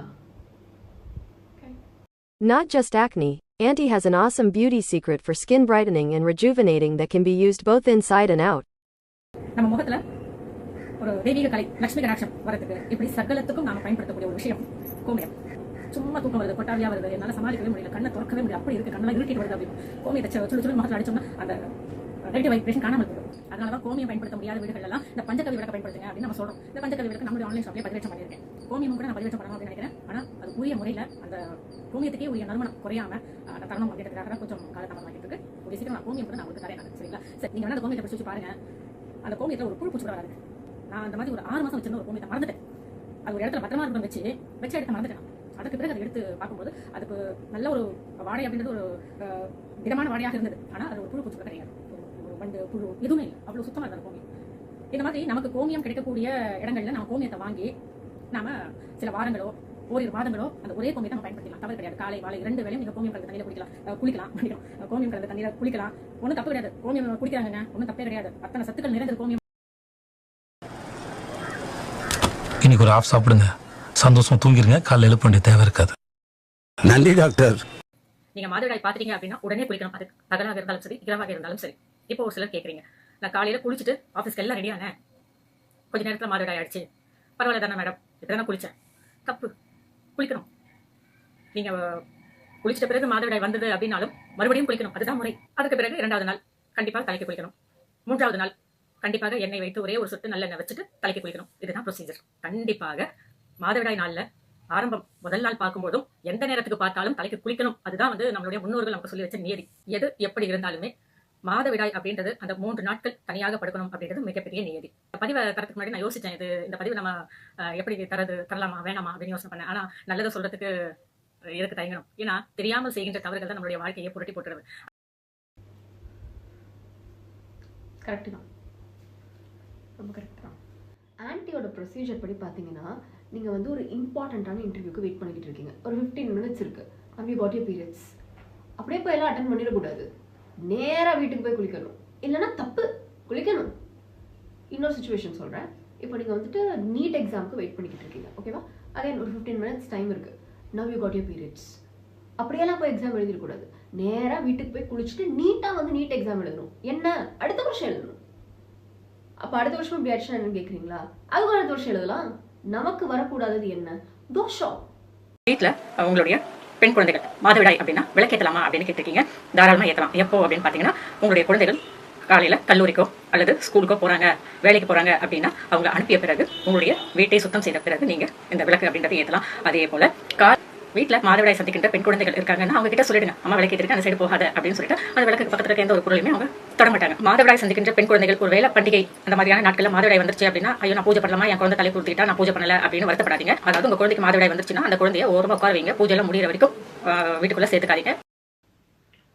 வாவ் தயாலு அக்கா, டெய்லர் அக்கா, நீங்க வீட்டு வாசல்ல உட்காந்து துணி தைக்கிறத நினைச்சாலே எனக்கு கொஞ்சம் கவலையா தான் இருக்கு. பட் அகைன் உங்க அம்மா ஊருக்கு தானே உபதேசம், உங்களுக்கு இல்லை இல்லையா? உங்களுக்கு தான் நோ ரெஸ்ட்ரிக்ஷன்ஸ் ஆச்சே. எப்போதுமே தவறாமல் விளக்கேற்றக்கூடிய பாக்கியம், சுப நிகழ்வுகள் தட்டி போகாத வண்ணம் மாதவிடாய் அப்படிங்கிறது வர்றது, இதெல்லாம் கூட லட்சுமி கடாட்சம் தான். நல்லா பெருசா வீடு இருக்கும், வீடு ஃபுல்லா சாமி எல்லாம் இருக்கும், போட்டோலாம் வச்சிருப்பாங்க. ஆனா வெள்ளிக்கிழமைனா அந்த வீட்டம்மா தூரமா உட்காந்துருப்பாங்க. என்ன வீட்டுக்கு தூரம் ஆயிட்டு சார். விசேஷமான நாட்கள், வெள்ளிக்கிழமை, பூஜை நாள், இந்த மாதிரியான நாட்கள்ல எனக்கு மாதவிடாய் வருது, அப்போ என்னால எந்த பூஜையுமே செய்ய முடியல, இதுக்கான காரணம் என்னமா? இது ஒரு வகையான தோஷம் அப்படின்னு கூட சொல்லலாம். அதாவது நாம தெரியாமல் அறியாமல் செய்கின்ற தவறுகள் நம்ம இந்த மாதிரி பூஜை, விசேஷ நாட்கள், பண்டிகை நாட்கள், ஆலயத்துக்கு போற நாட்கள், இந்த மாதிரி நம்ம ஒதுக்கக்கூடிய ஒரு சூழ்நிலை வந்துடும், ஒதுங்கி இருக்க வேண்டிய ஒரு கட்டாயம் வந்துடும். நாம வீடு பெருக்கும்போது நம்மளுடைய குப்பைகளை அப்படியே மூளையில சேர்த்து வைக்கக்கூடாது. நாம குப்பையை எப்போ வேணாலும் சரி பெருக்கி நம்ம ஒதுக்கி வைக்கிறோம் அப்படின்னு சொன்னா, நம்மையும் எந்த ஒரு விசேஷ நாட்கள், பண்டிகை நாட்கள், பூஜை செய்யக்கூடிய நாட்கள், இல்லை ஏதாவது சிறப்பான ஆலயத்துக்கு போறோம் அப்படின்னு சொன்னா ஸ்பெஷல் டேஸ் மொத்தத்தில் அந்த மாதிரி நாட்கள்ல நாமும் ஒதுக்கப்படுவோம். என்னுடைய குழந்தைகளுக்கும் இதை நான் ரொம்ப ஸ்ட்ரிக்டா சொல்லுவேன், குப்பையை நாம ஒதுக்கணும் அப்படின்னா நாமும் குப்பையை போல ஒதுக்கப்படுவோம். இதை ஞாபகம் வச்சுக்கோங்க. So now we are comparing women to trash. மாதவிடாய் அப்படிங்கிறது பண்டிகை நாட்களில், வழிபாடு நாட்களில் வருதுமா, இதுக்கு என்ன காரணம் அப்படின்னு கேட்டிருக்கீங்க. நிறைய காரணங்கள் இருக்கு, ஆனால் முக்கியமான காரணம் இதுதான். நாம இரவு நேரத்திலையோ பகல் நேரத்திலையோ இந்த குப்பையை பெருக்கி அதை எடுத்து முறையா டஸ்ட்பின்ல போடாம மூலையில ஒதுக்கி அப்புறமா எடுத்துக்கலாம் அப்படின்னு நாம செய்யக்கூடிய தவறு தான் நம்மளையும் வழிபாடுகள்ல இருந்து ஒதுக்கி வைக்கக்கூடிய ஒரு நிலை உருவாகுது. நாமளே உருவாக்கிக்கிறோம். இந்த எல்லார் வீட்லையும் பெரியவங்க சொல்றதுதான், குப்பையை பெருக்கி மூலையில சேர்க்காத, உன்னையும் மூலையில உட்கார வச்சிடும் அப்படின்னு சொல்லுவாங்க. மூளை இல்லாத பதிவு. விசேஷமான நாட்கள், பூஜை நாட்கள், இந்த மாதிரியான நாட்கள்ல மாதவிடாய் வருதுமா, அந்த பூஜையை நாம செய்ய முடியாத அளவுக்கு ஆயிடுது, மனசு ரொம்ப வருத்தமா இருக்கு, இதுக்கு என்ன பண்றது அப்படின்னு கேட்டிருக்கீங்க. இதெல்லாம் ஒரு வகையான தோஷம் தான். தோஷம் அப்படின்னா குற்றம் அப்படின்னு அர்த்தம். நீ இந்த குற்றத்தை செஞ்சிருக்க, உனக்கு இதுதான் தண்டனை அப்படிங்கிறத நமக்கு உணர்த்துவதுதான் இந்த மாதிரியான விஷயங்கள். இப்போ இந்த மாதவிடாய் விசேஷ நாட்களில் நம்மை ஒதுக்கி வைக்கக்கூடிய மாதவிடாய் நம்மள ஒதுக்கக்கூடாது, விசேஷ நாட்களில் நாம இந்த பூஜைகள்ல கலந்துக்கணும் அப்படின்னா என்ன பண்ணலாம்? அருகம்புல் ஒரு கட்டு வாங்கிக்கோங்க. மறுநாள் அந்த பிரம்ம முகூர்த்தம் அந்த காலத்துல குளிக்கும் பொழுது இந்த அருகம்புல்லையும் உங்களுடைய பாத்ரூம் எடுத்துட்டு போங்க. நீங்க அன்றைய தினம் தலை ஸ்நானம் அப்படின்றத செய்யணும். அதாவது அருகம்புல்ல உங்க தலை மேல வச்சுக்கோங்க. அருகம்புல்ல தலைமையில வச்சுட்டு இந்த தண்ணி எடுத்து விடுங்க. இந்த மாதிரி பண்ணும்போது இந்த விசேஷ நாட்கள்ல, பூஜை நாட்கள்ல, வழிபாடு நாட்கள்ல, இல்ல எங்கேயாவது கல்யாணத்துக்கு போகணும், ஏதோ ஒரு ஃபங்க்ஷனுக்கு போகணும், இல்ல கோவிலுக்கு போகணும் அப்படின்னும் போது மாதவிடாய் வருது அப்படின்னும் போது அந்த மாதவிடாய் அந்த ஒரு சூழ்நிலையை நீங்க கண்ட்ரோல் பண்ணிடலாம். அந்த தோஷம் அப்படிங்கிறது அகலும், நாம செய்த அந்த குற்றம் அப்படிங்கிறது காணாமல் போயிடும். அதனால அருகம்புல்ல நாம தலைமையில வச்சு நாம அந்த ஸ்நானத்தை மேற்கொள்ளும் போது அது ஒரு வகையான பிரமாணம் அப்படின்னு சொல்லுவோம். அந்த பிரமாணம்னா இனிமே நான் செய்ய மாட்டேன் இந்த தவிர, இனிமே இந்த குற்றத்தை நான் செய்ய மாட்டேன், என்ன மன்னிச்சிடுங்க அப்படின்னு சொல்றதுக்கு சமம். இந்த ஸ்நானத்தை எத்தனை நாட்கள் செய்யணும் அப்படின்னு பாத்தீங்கன்னா 9 நாட்கள் தொடர்ந்து செய்யணும். 9 கோள்களுக்காக, எந்த கோள்னால நமக்கு இந்த பிரச்சனை வந்திருக்கு, எந்த கோள்னால நமக்கு இந்த பாதிப்பு வந்திருக்கு அப்படிங்கிறது தெரியாத பட்சத்துல நாம எல்லா கோள்களிடமும் எல்லா கடவுளிடமும் மன்னிப்பு கேட்கும் விதமாக இந்த 9 நாட்கள் நாம செய்யறோம். 9 நாட்கள் தொடர்ந்து இந்த அருகம்புல்ல தலைமையில வச்சுட்டு ஸ்நானம் அப்படிங்கறத செஞ்சீங்க அப்படின்னு சொன்னா இந்த மாதிரியான விசேஷ நாட்கள்ல மாதவிடாய் வந்து உங்களை ஒதுக்கி வைக்கக்கூடிய அந்த நிலை அப்படிங்கறது மாறும். ஒவ்வொரு மாதமும் தொடர்ந்து இந்த மாதிரி உங்களுக்கு அருகம்புல் 9 நாட்கள் ஸ்நானத்துக்கு பயன்படுத்த முடியும் அப்படின்னா ரொம்ப விசேஷம். So getting periods is a crime now. Okay, so அந்த மாதிரி ஒரு குற்றத்தை நீங்கள் பண்ணிட்டீங்க அப்படின்னு சொல்லிட்டா எல்லாரும் தலையில் என்ன மேலே இப்படி கையை வச்சுக்கிட்டு I am sorry, I am sorry, I am sorry, I got my periods அப்படின்னு சொல்லுங்க. அப்படி இல்லைன்னு சொல்லிட்டா தோஷம் வந்து விடும். புரிஞ்சுதா? அதே மாதிரி வந்துட்டு சில பேர் வந்து ஆன்ட்டிகிட்ட கேட்டிருக்கீங்க, லைக் என்ன பண்ணுறதுன்னு சொல்லிட்டு, என்ன வேணால் பண்ணுங்க, லைக் உங்களுக்கு எது கம்ஃபர்டபுளாக இருக்கோ, உங்களுக்கு எது ப்ரிஃபரன்ஸோ அதை பண்ணுங்க. அது எல்லாத்துக்கும் முதல்ல போய் ஆன்ட்டியை அன்சப்ஸ்கிரைப் பண்ணுங்க. ஓகே, பிகாஸ் இப்போ ஒரு வேலை வந்து கடவுளுக்கு வந்துட்டு இப்போ இதெல்லாம் ப்ராப்ளமாக இருக்குது, இந்த மாதிரி டைம்ஸில் இப்படியெல்லாம் இல்லைன்னா வந்துட்டு எனக்கு பிரச்சனை அப்படின்னு கடவுளுக்கு வந்து ஒரு வேலை அது பிடிக்கலன்னு வச்சுக்கோங்களேன். கடவுள் வந்து இதெல்லாம் அப்படி வந்து படைச்சிருக்கணுங்கிற அவசியமே ஆக்சுவலி கிடையாது. ஒய் நாட் வந்துட்டு ஒரு விமன் தலையில் வந்து ஒரு ஃப்ளவரம், அதே மாதிரி ஒரு மேல் தலையில வந்து ஒரு ஃப்ளாரம், ஒரு மேஜிக்கல் பீ வந்து பாலினேட் பண்ணிட்டு போகுமா, அந்த மாதிரி வச்சிருக்கலாம் இல்லையா? ஸோ இந்த கடவுளுக்கும் நமக்கும் நடுவில் இந்த மீடியேட்டர் பிஸ்னஸ் வேண்டாம். ஓகே, மாதவிடாய் நீங்க மாதவிடாய் ஆயிட்டீங்க, உங்க வீட்டுல பெண் குழந்தைகள் யாராவது இருக்காங்க மாதவிடாய் சந்திக்கின்ற பெண் குழந்தைகள் அப்படின்னா கண்டிப்பாக 4 நாட்கள் தலை குளியல் அப்படின்றது அவசியம். நீங்க தலைக்கு குளிக்கிறதுக்கு முடியல, சளி பிடிச்சிக்கும், ஜுரம் வரும், எனக்கு ஆகாது தலைக்கு குளிக்கிறது அப்படின்னு நீங்கள் ஒரு வேளை தலைக்கு குளிக்காமல் இருந்துட்டீங்க அப்படின்னா அதனுடைய அந்த தீட்டினுடைய தாக்கம் உங்களுடைய குழந்தைகளுக்கு பல பிரச்சனைகளை உண்டாக்கலாம். நீங்களே கூட உங்கள் வீட்டு பூஜை ரூம், உங்கள் பெட்ரூம், உங்களுடைய பீரோ இங்கெல்லாம் வந்து எவ்வளவோ பூஜைகள்லாம் பண்ணி நல்ல ஒரு இறை ஆகர்ஷணத்தை உண்டாக்கி வச்சிருப்பீங்க. நீங்கள் அன்றைய தினம் மாதவிடாய் அதுவுமாக குளிக்காமல் வீடு ஃபுல்லாக வளம் வரீங்க அப்படின்னா அதன் மூலம் ஏற்படுகின்ற தீட்டு அப்படின்றது எவ்வளவு விஷயங்கள் நீங்கள் செஞ்சாலும் அந்த தீட்டுக்கு விடிவு காலமே வராது. இந்த மாதிரியான தீட்டுகள் உங்களுடைய குழந்தைகளுக்கு எதிர்காலத்தில் நிறைய சங்கடங்களை தரும். வேலை சரியாமையாது, திருமணம் அப்படின்றது அமையாது.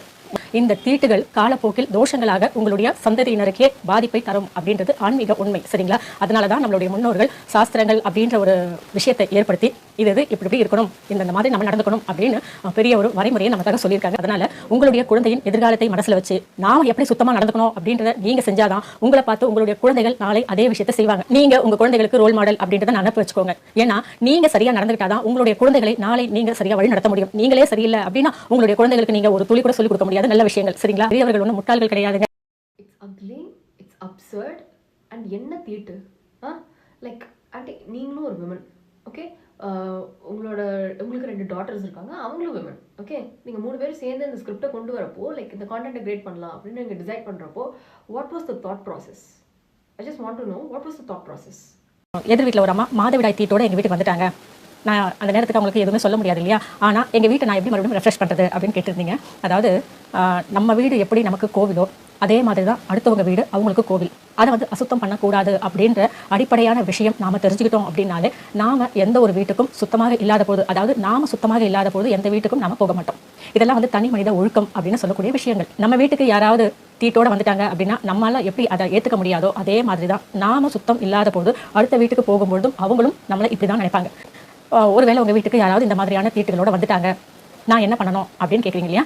சுத்தமான தண்ணி ஒரு டம்ளர் எடுத்துக்கோங்க. அதில் ஒரு 1/4 ஸ்பூன் மஞ்சள் பொடி போட்டுக்கோங்க. ஒரே ஒரு கல் உப்பு போட்டுக்கோங்க. கலக்கி இன்னும் கொஞ்சம் எக்ஸ்ட்ரா உப்பு போட்டு ஆண்டி நீங்களே குடிச்சிருங்க. அதை உங்கள் வீடு முழுக்க தெளிச்சு விட்டுருங்க. பெட்ரூம், கிச்சன், ஹால், போர்ட்டிகோ இந்த மாதிரி உங்களுடைய வீடு முழுக்க தெளிச்சிட்டிங்க அப்படின்னு சொன்னால் உங்கள் வீட்டுக்கு எந்த மாதிரியான தீட்டு நிலையில் இருந்தவர்கள் வந்தாலும் அந்த தீட்டு உங்களுடைய வீட்டுக்கு எந்த ஒரு பாதிப்பையும் தராது. நமக்கே ஒரு மனசாட்சி வேணும் இல்லைங்களா? நமக்கே ஒரு மனசில் ஒரு உறுத்தல் இருக்கும் இல்லைங்களா? ஐயோ நம்ம இப்படி இருக்கோமே, அந்த வீட்டுக்கு போகிறோமே அப்படின்னு நமக்கே அந்த அருவருப்பு வரணும் இல்லைங்களா? அதனால் தயவு செய்து நீங்கள் மாதவிடாயாக இருந்தால் அடுத்தவங்க வீட்டுக்கு போகிறதுக்கு முன்னாடி அவங்களுடைய பெர்மிஷன் வாங்கிட்டு அதற்கு பிறகு உள்ளே போங்க. எடுத்தோன்னே நீங்கள் நேராக உங்களுடைய பாசம், உங்களுடைய உரிமை, நீங்கள் நேராக உங்கள் வீட்டில் போய் நிற்கலாம். ஆனால் அவங்க அதை எப்படி ஏற்றுக்கிறாங்க, எப்படி பார்க்குறாங்க அப்படின்றதும் ஒரு விஷயம் இருக்குது இல்லைங்களா? அதனால் அவங்கவுங்க வீடு அவங்கவுங்களுக்கு கோவில்.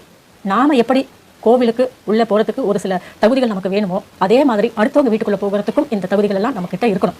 இந்த தகுதிகள் எல்லாம் நாம் சரி பண்ணிக்கிட்டா தான் அந்த வீட்டுக்குள்ளே நாம் போக முடியும். இது வந்து ஒவ்வொரு தாய்மாரும் ஒவ்வொரு பெண் குழந்தைகளுக்கும் சொல்லி சொல்லி வளர்க்க வேண்டிய ஒரு விஷயம். இன்னைக்கு நீங்கள் சொல்லித்தரக்கூடிய இந்த நல்ல விஷயங்கள் தான் நாளைக்கு உங்களுடைய குழந்தை சிறப்பான குடும்ப தலைவியாக இருக்கிறதுக்கு ஒரு நல்ல ஒரு வாய்ப்பை ஏற்படுத்தி தரும். அதனால் நாம் கரெக்டாக இருந்தால் தான் நம்மளுடைய குழந்தைகளையும் நாம் சிறப்பாக வளர்க்க முடியும். சரிங்களா? அதாவது வேலைக்கு போகிறதுக்கு வந்துட்டு குவாலிஃபிகேஷன்ஸ் கேட்டு நான் வந்து கேள்விப்பட்டிருக்கேன். பட் ஒரு வீட்டுக்கு போகிறதுக்கே நமக்கு தகுதி வேணும், குவாலிஃபிகேஷன்ஸ் வேணும் அப்படிங்கிறதெல்லாம் நான் இப்போ தான் கேள்விப்படுறேன். ஸோ இன்னையிலேருந்து யாராவது யார் வீட்டுக்காவது போகிறீங்க அப்படின்னு சொல்லிட்டா அப்படியே நேராக போய் நாக் பண்ணிட்டு அப்படியே உள்ளே போகாமல் இனிமேல் நாக் பண்ணி excuse me, may come in, I on my periods அப்படின்னு சொல்லி கேளுங்க. அவங்க எஸ் கமெண்ட்னு சொன்னால் வீட்டுக்குள்ளே போங்க, இல்லைனா அப்படியே ரிட்டர்ன் ஆகிடுங்க. அண்ட் இந்த மாதிரி வீடியோலாம் பார்த்து யாராவது இன்ஃப்ளூயன்ஸ் ஆகி இந்த மாதிரி டைமில் விமன் என் வீட்டுக்கு வரக்கூடாதுன்னு நினச்சிங்கன்னா women on periods not allowed அப்படின்னு சொல்லி வீட்டு வாசலில் வந்துட்டு ஒரு போர்டு வச்சுருங்க. மாதவிடாய் காலத்தில் எப்படி நடந்துக்கணும் இதை பற்றி கொஞ்சம் சொல்லுங்கம்மா அப்படின்னு இருக்கீங்க. நான் ஏற்கனவே மாதவிடாய் காலத்தில் என்னெல்லாம் செய்யலாம் எதெல்லாம் செய்யக்கூடாது அப்படின்னு நான் ஒரு பதிவு கொடுத்துருக்கேன். இருந்தாலும் அதுலேயும் நிறைய சந்தேகங்கள் கேட்டிருக்கீங்க. ஏன்னா சாஸ்திரம் அப்படின்ற ஒரு விஷயத்தை நீங்கள் சொல்லிட்டீங்க, இதற்கு மீறி எங்களால் எந்த ஒரு விஷயம் செய்ய முடிய மாட்டேங்குது, அப்படி செய்யும்போது மனசுக்கு கொஞ்சம் சங்கடமாக இருக்குமா அப்படின்னு சொல்லியிருக்கீங்க. அதாவது பொதுவாக நம்ம பெரியவங்க இந்த சாஸ்திரங்கள் அப்படின்றத எதற்காக சொன்னாங்க அப்படின்னு பார்த்தீங்கன்னா ஒரு சுய கட்டுப்பாடு, சுய ஒழுக்கம், ஒரு உடல் சுத்தம், மன சுத்தம் இதெல்லாம் வரணும் அப்படின்றதுக்காக இந்த சாஸ்திரங்கள் அப்படின்ற ஒரு விஷயத்தை நமக்காக சொன்னாங்க. Hence my point. இங்க பாத்தீங்கன்னா this is exactly what I was talking about. நீங்க வந்துட்டு இந்த சாஸ்திரம் அது இதுன்னு சொல்லி இந்த you give out all these rules to women. நீங்க இதை ஃபாலோ பண்ணலன்னா உனக்கு வந்துட்டு வேலை கிடைக்காம போயிடும் உங்க பையனுக்கு, இல்லைன்னா இதெல்லாம் பாவம், இதெல்லாம் குற்றம், இதெல்லாம் வந்து தீட்டு, இதெல்லாம் தோஷம், இந்த தோஷத்தெல்லாம் நம்மளால தாங்க முடியாது. இது மாதிரி வந்துட்டு you give out a list of things to women. ஒரு அம்மா வந்து உங்களோட வீடியோ பார்த்து இன்ஃப்ளூயன்ஸ் ஆக்கிட்டாங்கன்னு வச்சுக்கோங்களேன், அந்த பொண்ணோட நிலைமை வந்து ஆக்சுவலி ரொம்ப பாவம். பட் இதுவே இன்னும் அவங்களோட ஒரு மாமியார், ஓகே, ஒரு மதர் இன் லா இதை வந்து பார்த்து இன்ஃப்ளூயன்ஸ் ஆகிட்டாங்க, ஓகேவா? இப்போது அவங்க பையனுக்கு வேறு ஏதாவது ஒரு அன்ரிலேட்டடான ஈவெண்ட்டில் வேலை போயிடுச்சு, யூனோ வாட் வில் ஹேப்பன், அவங்க வந்துட்டு shall start connecting every thing. Okay, நம்மளோட டாட்டர் லா வந்துட்டு நம்ம வந்துட்டு இந்த மாதிரி டைமில் வீட்டுக்குள்ளே விடுறது தான் பிரச்சனை, அவங்க வந்து ப்ராப்பராக தலை குளிக்காதது தான் பிரச்சனை, அவங்க நேர்வகடு எடுக்காது தான் பிரச்சனை. நீங்கள் ஒரு 1000 ரூல்ஸ் ப்ரிஸ்கிரைப் பண்ணீங்க இல்லையா, அது எல்லாத்தையும் ஓகே இனிமேல் நாளையிலேருந்து நீ லிஸ்ட் போட்டு இது எல்லாத்தையும் பண்ணுற அப்படின்னு சொல்லுவாங்க. And you know what it will eventually lead to abuse, domestic abuse. That's what it will lead to. And இதில் நீங்கள் வந்துட்டு ஃபேமிலியாக வந்துட்டு எல்லா இன்டர்வியூக்கும் போய் நாங்கள் வந்து விமனை எம்பவர் பண்ணணும், அதுதான் எங்களோட கோல்னு பேட்டி கொடுக்குறீங்க. How like what a joke. சாஸ்திரம் ரொம்ப நேரமாக சொல்கிறாங்க இல்லையா, அது வேற எதுவும் இல்லை.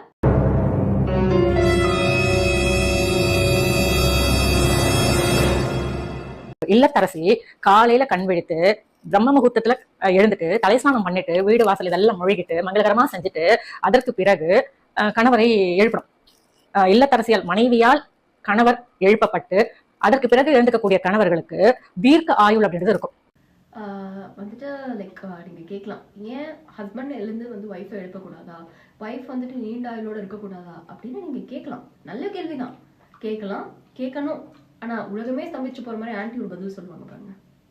நாம இப்ப வாழக்கூடிய இந்த வாழ்க்கை அப்படிங்கிறது எப்படி வேணாலும் வாழலாம் அப்படிங்கிற மாதிரி நிறைய பேர் நினைச்சுக்கிட்டு இருக்கோம். உண்மையில அப்படி வாழக்கூடாது, இப்படிதான் வாழணும் அப்படின்னு நம்மளுடைய தர்ம சாஸ்திரங்கள் சொல்லியிருக்கு. இப்போ போன வாரம் கூட ஒரு பதிவு கொடுத்திருந்தேன். அதாவது கணவரை வந்து நாம காலையில எழுப்பி விடுறது அப்படிங்கிறது கணவருக்கு நீண்ட ஆயுளை தரும் அப்படின்னு நான் ஒரு பதிவு கொடுத்திருந்தேன். அதுல நிறைய பேர் கேட்ட ஒரு கேள்வி, ஏன் கணவருக்கு மட்டும்தான் ஆயுள் கூடணுமா, என் மனைவி வந்து நீண்ட ஆயுளோட இருக்கக்கூடாதா, அதற்காக கணவர் வந்து மனைவியை எழுப்பக்கூடாதா அப்படின்னு கேட்டிருந்தாங்க.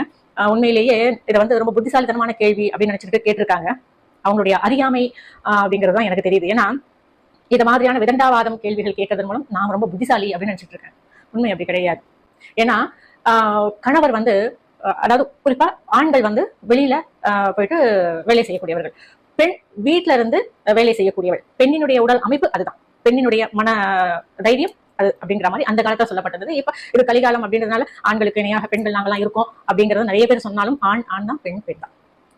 ஒரு அம்மா சொல்லியிருந்தாங்க, பெண்ணுக்கு பெண்ணே எதிரியா இருக்கீங்க, ஏன் ஆணை தான் நாம எழுப்பணுமா, ஏன் நாம தூங்கும்போது நம்மள ஆண்கள் எழுப்பி நமக்கு நீண்ட ஆயுள் தரக்கூடாதா அப்படின்னு கேட்டிருந்தாங்க. உண்மையிலேயே ஒரு பெண் காலையில 7 மணி வரைக்கும் தூங்குறா, இல்ல காலையில 5 மணி வரைக்கும் தூங்குறா அப்படின்னும் போது ஒரு ஆண் வந்து, அதாவது அவருடைய கணவன் வந்து அந்த பெண்ணை வந்து, அம்மா எழுந்துருமா, நேரம் ஆயிடுத்து, எனக்கு காஃபி போட்டு கூட, இல்லைன்னா நான் காஃபி போட்டிருக்கேன் எழுந்து குடிமா அப்படின்னு எழுப்பக்கூடிய கணவர் இருக்கக்கூடிய அந்த குடும்பம் அப்படிங்கிறது பெண் ஆளுமையோட இருக்கும் அப்படின்றத கொஞ்சம் யோசனை பண்ணி பார்க்க முடியுதுங்களா உங்களுக்கு? ஒரு ஆண் வந்து அவ்வளவு வேற காலையில எழுப்பி எதுக்கு வேண்டாம், நாமளே எழுது காஃபி எல்லாம் போட்டுடலாம் அப்படின்னு ஒரு பெண்ணை வந்து பார்த்துக்கிட்டு சேவை செய்யக்கூடிய கணவர் இருக்கிறாரு அப்படின்னு சொன்னா அந்த பெண் எந்த அளவுக்கு ஆளுமை தன்மையோட இருக்கணும் இல்லையா? பொதுவாவே நம்மளுடைய தர்ம சாஸ்திரங்கள் பெண் காலையில எழுந்துக்கணும். அதே மாதிரி கணவரை வந்து பேர் சொல்லி அழைக்கக்கூடிய பெண்கள் இப்ப எல்லாமே வந்து இந்த காலகட்டத்துல நவநாகரிகம் அப்படின்னு சொல்லிக்கலாம். கூப்பிடுறதுக்கு தானே பேரு. இது வந்து இப்பெல்லாம் ஃபேஷன் ஆயிடுச்சு, இதுதான் இப்ப எல்லாமே வந்து ஆண் பெண் அதெல்லாம் ஒண்ணும் இல்லமா அப்படின்னு சொன்னாலும் நான் மறுபடியும் சொல்றேன், ஆண் தான், பெண் தான். ஆண்கள் ஒரு சில வேலைகளை அவர்களால் செய்ய முடியும்னா அவர்களால் தான் செய்ய முடியும். பெண் ஒரு சில வேலைகளை செய்ய முடியும்னா அதை மட்டும் தான் செய்ய முடியும்.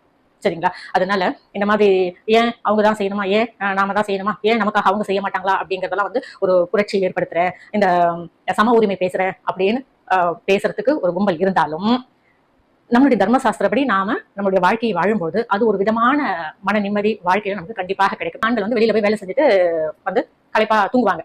அந்த ஒரு குறிப்பிட்ட நேரத்துக்குள்ள எழுந்து அவங்களுடைய வேலையை துவங்கினால்தான் காலையில கிடைக்கக்கூடிய அந்த ஆக்சிஜன், பிராணவாயு அப்படின்றது கணவருக்கு கிடைக்கும். காலையில எழுந்துக்கும் போது உடல் புத்துணர்ச்சியோட இருக்கும். அந்த மாதிரி புத்துணர்ச்சியோட இருக்கும்போது கணவரினுடைய ஆயுள் அதிகமாகும் அப்படின்னு மறைமுகமா சொல்லப்பட்ட ஒரு விஷயம் தான் காலையில ஒரு பெண் சீக்கிரமா எழுந்து கணவரை எழுப்பணும் அப்படின்னு. சரிங்களா? எதுக்குமே நம்மளுடைய முன்னோர்கள் ஒரு காரணம் இல்லாமல் சொன்னது கிடையாது. அந்த பெண்ணோட ஆளுமை எப்படி இருக்கும் அப்படின்னு கேட்டீங்க இல்லையா? எங்கள் வீட்டில் வந்து பார்த்தீங்கன்னு சொல்லிட்டேன், எங்கள் அப்பா வந்துட்டு யூஸ்வலி மார்னிங் 5:15 அந்த மாதிரி எழுந்திரிச்சிருவாரு. எங்கள் அம்மா வந்து பார்த்தீங்கன்னா 6:45 to 7 அந்த டைமில் தான் ஆக்சுவலாக எழுந்திருப்பாங்க. எங்கள் அப்பா காலையில் எழுந்திரிச்ச உடனே பால் அவர் குடிப்பார். ஸோ பால் காய்ச்சி குடிச்சிட்டு அப்போ அம்மாவுக்கு வந்து பாலை ஃப்ளாஸ்கில் வச்சுட்டு அவர் வந்து எக்ஸசைஸ் பண்ண கிளம்பிடுவார். ஸோ இதுக்கு பேர் வந்துட்டு ஆக்சுவலாக ஆளுமை கிடையாது, இதுக்கு பேர் கேர். ஓகேவா? That is important. அடுத்தது வந்து பார்த்தீங்கன்னு சொல்லிட்டா இந்த வெரி இம்பார்ட்டன்ட்டு, நீங்கள் வந்துட்டு இந்த ஆணும் பெண்ணும் சமம் அப்படின்னு சொல்லிட்டு இந்த புரட்சி பேசுகிற, சம உரிமை பேசுகிற கும்பல் வந்துட்டு இருக்காங்கன்னு சொன்னீங்க இல்லையா? அந்த கும்பல் ஆக்சுவலாக வேற யாரும் கிடையாது. டெய்லர் அக்கா வந்துட்டு என்ன எல்லாரும் 18+ கமெண்ட்ஸ் பண்ணுறாங்க, நான் ப்ளவுஸ் போட்டு பேசுறது வந்துட்டு எல்லாரும் தப்பாக பேசுகிறாங்க, கிளாமராக இருக்குன்னு சொல்கிறாங்க அப்படிலாம் சொல்லி பல இன்டர்வியூவில் இந்த வருத்தப்பட்டு இருக்கப்போ வந்து கீழே இந்த கமெண்ட் செக்ஷனில் அவங்களுக்கு சப்போர்ட்டாக நிறைய பேர் வந்து பேசுவாங்க. சரியா? அவங்க தான் ஆக்சுவலாக வந்து அந்த சம உரிமை பேசுகிற கும்பல். ஓகே. அண்ட் மோர் இம்பார்ட்டன்ட்லி நீங்கள் வந்துட்டு இந்த ஹஸ்பண்ட் வந்துட்டு எல்லாத்தையும் எடுத்துகிட்டு போய் இந்த விமன் என்ன பண்ணணும்னாலும் அது எல்லாமே வந்துட்டு இட்ஸ் கனெக்டட் டு, அதாவது வந்துட்டு இட்ஸ் டைரக்ட்லி ப்ரொஃபஷனல் டு இது அது என்ன ஹஸ்பண்டோட லைஃப் ஸ்பேன். அதுதான் வந்து உங்களோட ஒரு பிக்கஸ்ட் த்ரெட்டு. ஆக்சுவலாக நீங்கள் வந்து விமனை வந்து புலி பண்ணுறீங்க, இது பண்ணனா உங்கள் ஹஸ்பண்டுக்கு வந்துட்டு லைஃப் ஸ்பேன் இருக்காதுன்னு.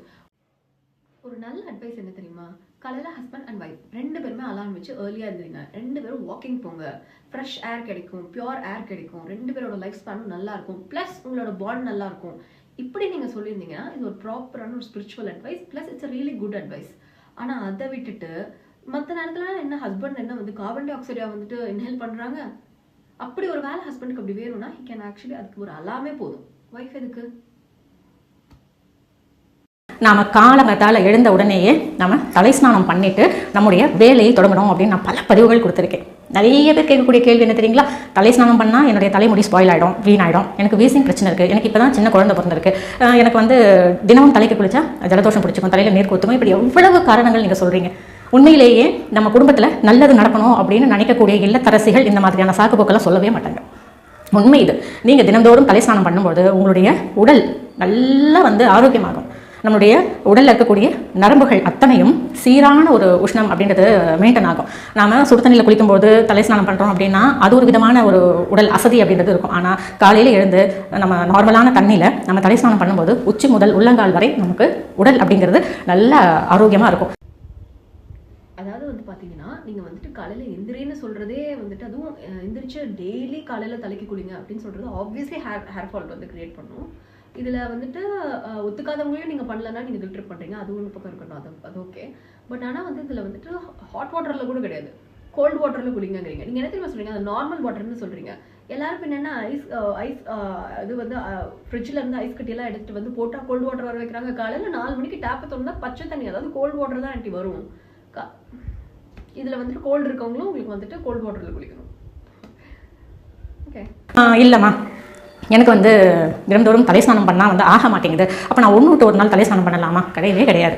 தினந்தோறும் தலை ஸ்நானம் அப்படிங்கிறது மஸ்ட். தினந்தோறும் தலை ஸ்நானம் அப்படிங்கிறது அவசியமான ஒரு விஷயம். தலை ஸ்நானம் நாம் இங்கே பண்ணும்போது நமக்கு இந்த உலகத்தில் ஏதோ ஒரு மூலையில் நமக்கு தெரியாத இல்லை தெரிஞ்ச யாரோ ஒரு பங்காளிகள் தினம் இறந்துகிட்டு இருப்பாங்க. அவர்களுக்காக நாம் இங்கே அந்த தோஷம் கழியும் வகையாக, அந்த தோஷம்னா தவறுன்னு அர்த்தம், தோஷம்னாலே தவறுன்னு அர்த்தம். தலைக்கு குளிக்காமல் இருக்கிறது தவறு. நாம் தலைக்கு குளிக்கும்போது இறந்தவர்களினுடைய எந்த ஒரு தோஷமும் நம்ம குடும்பத்தை பெருசாக பாதிக்காது, நம்மளுடைய கணவருக்கு நோய்கள் எதையும் ஏற்படுத்தாது. அகேன் அதாவது ஒய்ஃப் தலை குளிச்சா ஹஸ்பண்டோட லைஃப் ஸ்பேன் எப்படி ஆண்டி எக்ஸ்டெண்ட் ஆகும்? இல்லை ஹஸ்பண்டுக்கு எப்படி ஆண்டி நோய் வராமல் இருக்கும்? அதுவும் பிரச்சனை என்ன தெரியுமா, ஆக்சுவலி சிக்காக இருக்க ஒய்ஃபை வந்துட்டு நீங்கள் ஹஸ்பண்டை வந்து சிக்காகிடக்கூடாதுங்கிறதுக்காக நீங்கள் டெய்லி காலையில் இருந்துச்சு தலை குளிக்க சொல்கிறீங்க. அவங்களுக்கு அது ஒத்துக்கல, அவங்களுக்கு அது கம்ஃபர்டபுளாக இல்லை, முடியலன்னா தட்ஸ் இட்.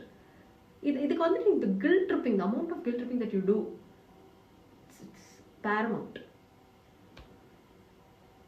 ஒன்றும் சொல்வதற்கு இல்லை. 4 நாள் நான் ஏன் வரல அப்படின்னு பார்த்தோம்னா, வழக்கம் போல தாங்க இந்த கால சூழ்நிலை, வெயில், புது மழை இதெல்லாம் சேர்த்து காய்ச்சலை கொண்டு வந்து விட்டுருச்சு.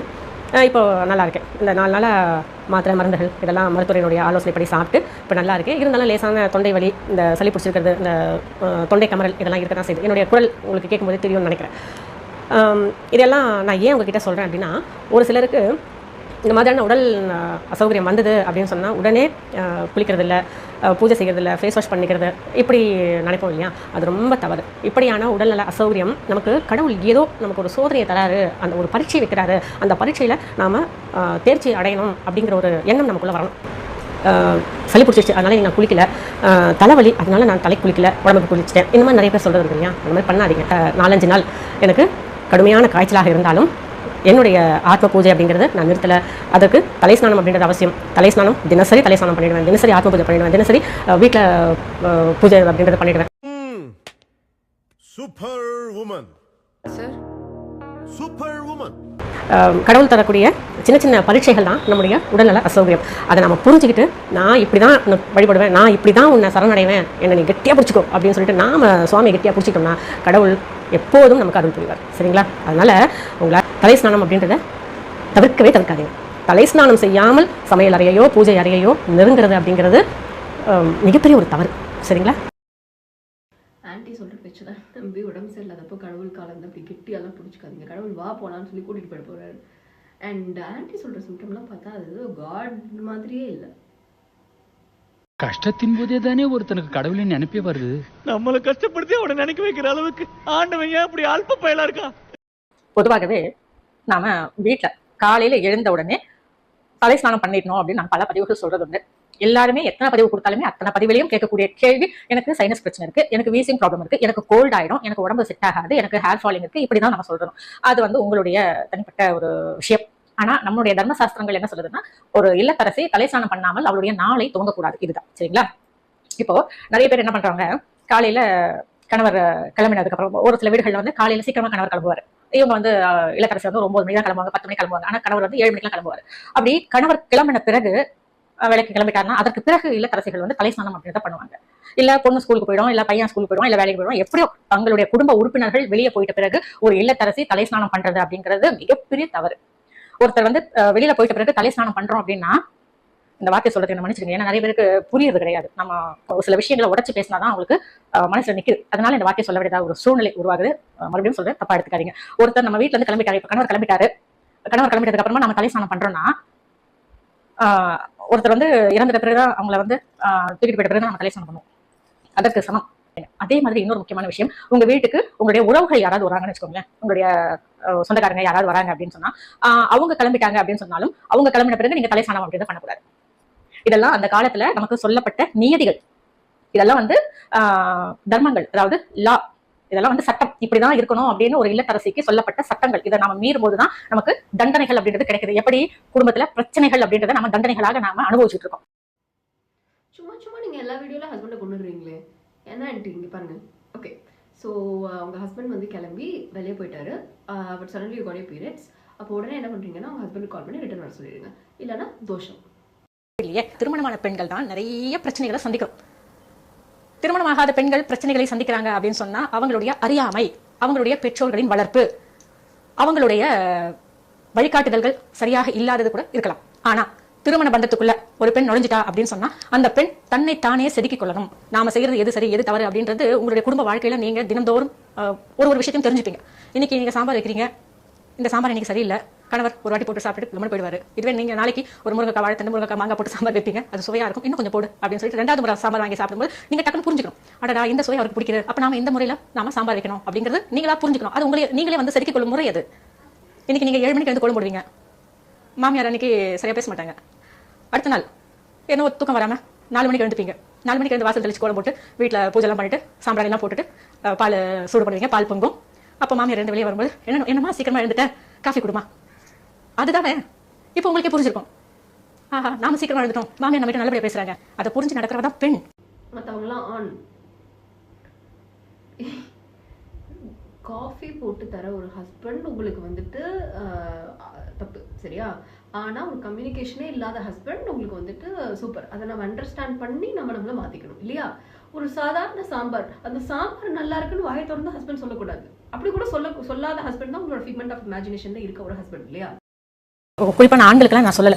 ஒரு குடும்பத்துல குடும்ப தலைவி கரெக்டா இருந்தாங்க அப்படின்னு சொன்னா அவங்க தன்னை சுத்தி இருக்கிற எத்தனை பேரை வேண்டுமானாலும் உரிமையோட திட்ட முடியும், கேள்வி கேட்க முடியும். ஏன் இப்படி பேசுற, இது தப்பு, இப்படி பேசாத அப்படின்னு கண்டிக்க முடியும். எப்போ தெரியுங்களா? அவங்க கரெக்டா இருக்கும்போது. நான் கரெக்டா இருந்தேன் அப்படின்னா நான் சில விஷயங்கள் எல்லாம் நான் செய்ய மாட்டேன், இது தவறு அப்படின்னு நான் செய்ய மாட்டேன் அப்படின்னா எனக்கு முன்னாடி யார் அந்த விஷயத்தை செஞ்சாலும் தவறு அப்படின்னு என்னால் உறுதியா எடுத்து தட்டி கேட்டு திருத்த முடியும். அந்த தவறுகளை நானே செய்யும்போது மற்றவங்களை கேட்க முடியுமா? முடியாது. ஆண்டி, நீங்க என்ன பண்றீங்கன்னா உங்க வீட்டுல கண்ணாடி இருக்கும் இல்லையா, போய் முன்னாடி நின்று ஒரு 40 தடவை இதை நீங்க உங்களை பத்தி சொல்லிக்கங்க, ஓகேவா? இன்னைக்கு எனக்கு சப்ஸ்கிரைபர் கமெண்ட் பண்ணியிருந்தாங்க, உங்கள் வீடியோவெல்லாம் பார்த்து எங்கள் மாமியார் என் உயிரை எடுக்குது அப்படின்னு. நான் அவங்களுக்கு பதில் கொடுத்துருந்தேன், முதல்ல பெரியவங்களை மதித்து பேச பழகுங்க, உங்கள் லைஃப் நல்லாயிருக்கும் அப்படின்னு. கணவன் மனைவி அப்படின்போது மற்றவர்கள்கிட்ட, நம்மளுடைய உறவுகள்கிட்டயோ, நம்மளுடைய நட்பு வட்டத்துக்கிட்டயோ, நம்மளுடைய சொந்த பந்தங்கள்கிட்ட, நம்மளுடைய அக்கம் பக்கத்தினர்கிட்ட நம்ம கணவரை பற்றி பேசும்பொழுது விட்டு கொடுக்காம பேசணும். அவர் நல்லவரோ கெட்டவரோ, குடிகாரரோ பொறுப்பில்லாதவரோ, எப்படி வேணாலும் இருக்கட்டும். ஆனால் கணவரை பற்றி அடுத்தவர்கள்கிட்ட நீங்கள் பேசக்கூடாது அப்படிங்கிறது ஒரு நியதி. கடவுள் நமக்கான ஒரு துணையை கொடுத்து அந்த துணையோடு நம்ம வாழ்க்கையை வாழணும் அப்படின்ற ஒரு பொறுப்புணர்ச்சியும் கொடுத்துருக்காரு அப்படின்னும்போது அதை நாம் முறையாக வாழலை அப்படின்னு சொன்னால் அது நாம் கடவுளை அவமதிப்பதற்கு சமம். கஷ்டம் எல்லாருக்கும் இருக்குது, துன்பம் எல்லாருக்கும் இருக்குது. இந்த துன்பங்களை எல்லாம் கடந்து வந்து தான் ஒரு நல்ல வாழ்க்கை நமக்கு கிடைக்க போகுது அப்படின்னா அந்த துன்பங்களை தாங்கிக்கிறது அப்படின்றது ஒன்றும் தவறு கிடையாது. அது நம்மளுடைய கர்மா, அதை தாங்கிட்டு வந்து தான் ஆகணும். அதாவது வந்துட்டு நான் சொன்னேன் இல்லையா, இந்த ஆன்ட்டி வந்துட்டு இந்த மதர் இன் லாஸ் எல்லாம் கண்டிப்பாக இன்ஃப்ளூயன்ஸ் பண்ணி அந்த டொமஸ்டிக் அபியூஸ்க்கு லீட் பண்ணணும்னு அதை தான் அவங்க சப்ஸ்கிரைபர் கேட்டிருக்காங்க. உங்கள் வீடியோலாம் பார்த்துட்டு என் மாமியார் வந்து இப்படி பண்ணுறாங்கன்னு சொல்லிட்டு மேபி அவங்க யூஸ் பண்ணது உங்களுக்கு டிஸ்ரெஸ்பெக்ட்ஃபுல்லாக இருந்திருக்கலாம். பட் ஆனால் இந்த ரூல்ஸ் எல்லாம் போட்டுட்டு இதெல்லாம் ஃபாலோ பண்ணு அப்படின்னு சொல்லி கேட்டால் அதுக்கு பெயர் உயிர் வாங்குதல் தான். ஓகேவா? அண்ட் வெரி இம்பார்ட்டன்ட்லி, யாராவது கல்யாணம் பண்ணிக்க போறீங்கன்னு சொல்லிட்டா அவங்களோட மதர் இன் லா இருக்காங்க இல்லையா, ஐ மீன் கல்யாணம் பண்ணிக்க போகிற அவங்களோட அம்மா, அவங்க கிட்ட வந்துட்டு நீங்கள் கேட்க வேண்டியது ஒரு கேள்வி தான். நீங்கள் சிந்திங்க 9 யூடியூப் சேனல் பார்ப்பீங்களா? அவங்க வந்துட்டு ஐம் பிக் ஃபேன் அப்படின்னு சொல்லிட்டாங்கன்னா அந்த திசைக்கு ஒரு பெரிய கும்பிடு போட்டுட்டு அப்படியே திரும்பி பார்த்து ஓடிடுங்க. சொந்தங்களுக்கு வணக்கங்கள். என்னுடைய மகளினுடைய வீட்டுக்கு வந்திருக்கோம். அதாவது இன்னைக்கு தான் தண்ணி கொடுத்து நான் வச்சிருக்கேன் மகளையும் மருமகனையும். இன்னைக்கு ஒரு மங்களகரமான தினம், அதனால இன்னைக்கு தண்ணி கொடுத்து வச்சிருக்கேன். வீடு புது வீடு, பொருட்கள்லாம் இப்போ தான் அப்படியே எடுத்து வச்சுக்கிட்டு இருக்கோம். மதியம் இங்கே தான் சமையல் பண்ணி சாப்பிடணும் அப்படின்ற ஒரு ஐடியா. அதாவது எல்லா காய்கறிகளையும் போட்டு ஒரு வெஜிடபிள் பிரிஞ்சு இதை செஞ்சிடலாம் அப்படின்னு ஒரு ஐடியா பண்ணியிருக்கேன். உங்களுக்கே தெரிஞ்சிருக்கோம். இப்போ இயற்கையிலேயே மென்மையான குணம் படைத்தவள் அப்படின்றதுனால வீட்டுல இருந்து நீங்க தர்மத்தை காப்பாத்துங்க. இயற்கையிலேயே உடல் வலிமை உள்ள ஆண் வெளியில போட்டு தர்மத்தை காப்பாற்றணும் அப்படின்னு அந்த காலத்திலேயே நம்முடைய முன்னோர்கள் ஒரு கட்டமைப்பை கொண்டு வந்துட்டாங்க. அதனாலதான் பெண்கள் வீட்டுல இருந்து தர்மத்தை பாதுகாக்கணும் அப்படின்னும் ஆண்கள் வெளியில போயிட்டு தர்மத்தை பாதுகாக்கணும் அப்படின்றதும் சொல்லப்பட்டிருக்கு. வீட்டில் இருந்து பெண் செய்யக்கூடிய அத்துணை தர்மங்களின் பலன்களும் கணவனை போய் சேரும். கணவன் வெளியில போயிட்டு செய்யக்கூடிய அத்துணை பலன்களும் தன்னுடைய குடும்பத்துக்கே சேரும்.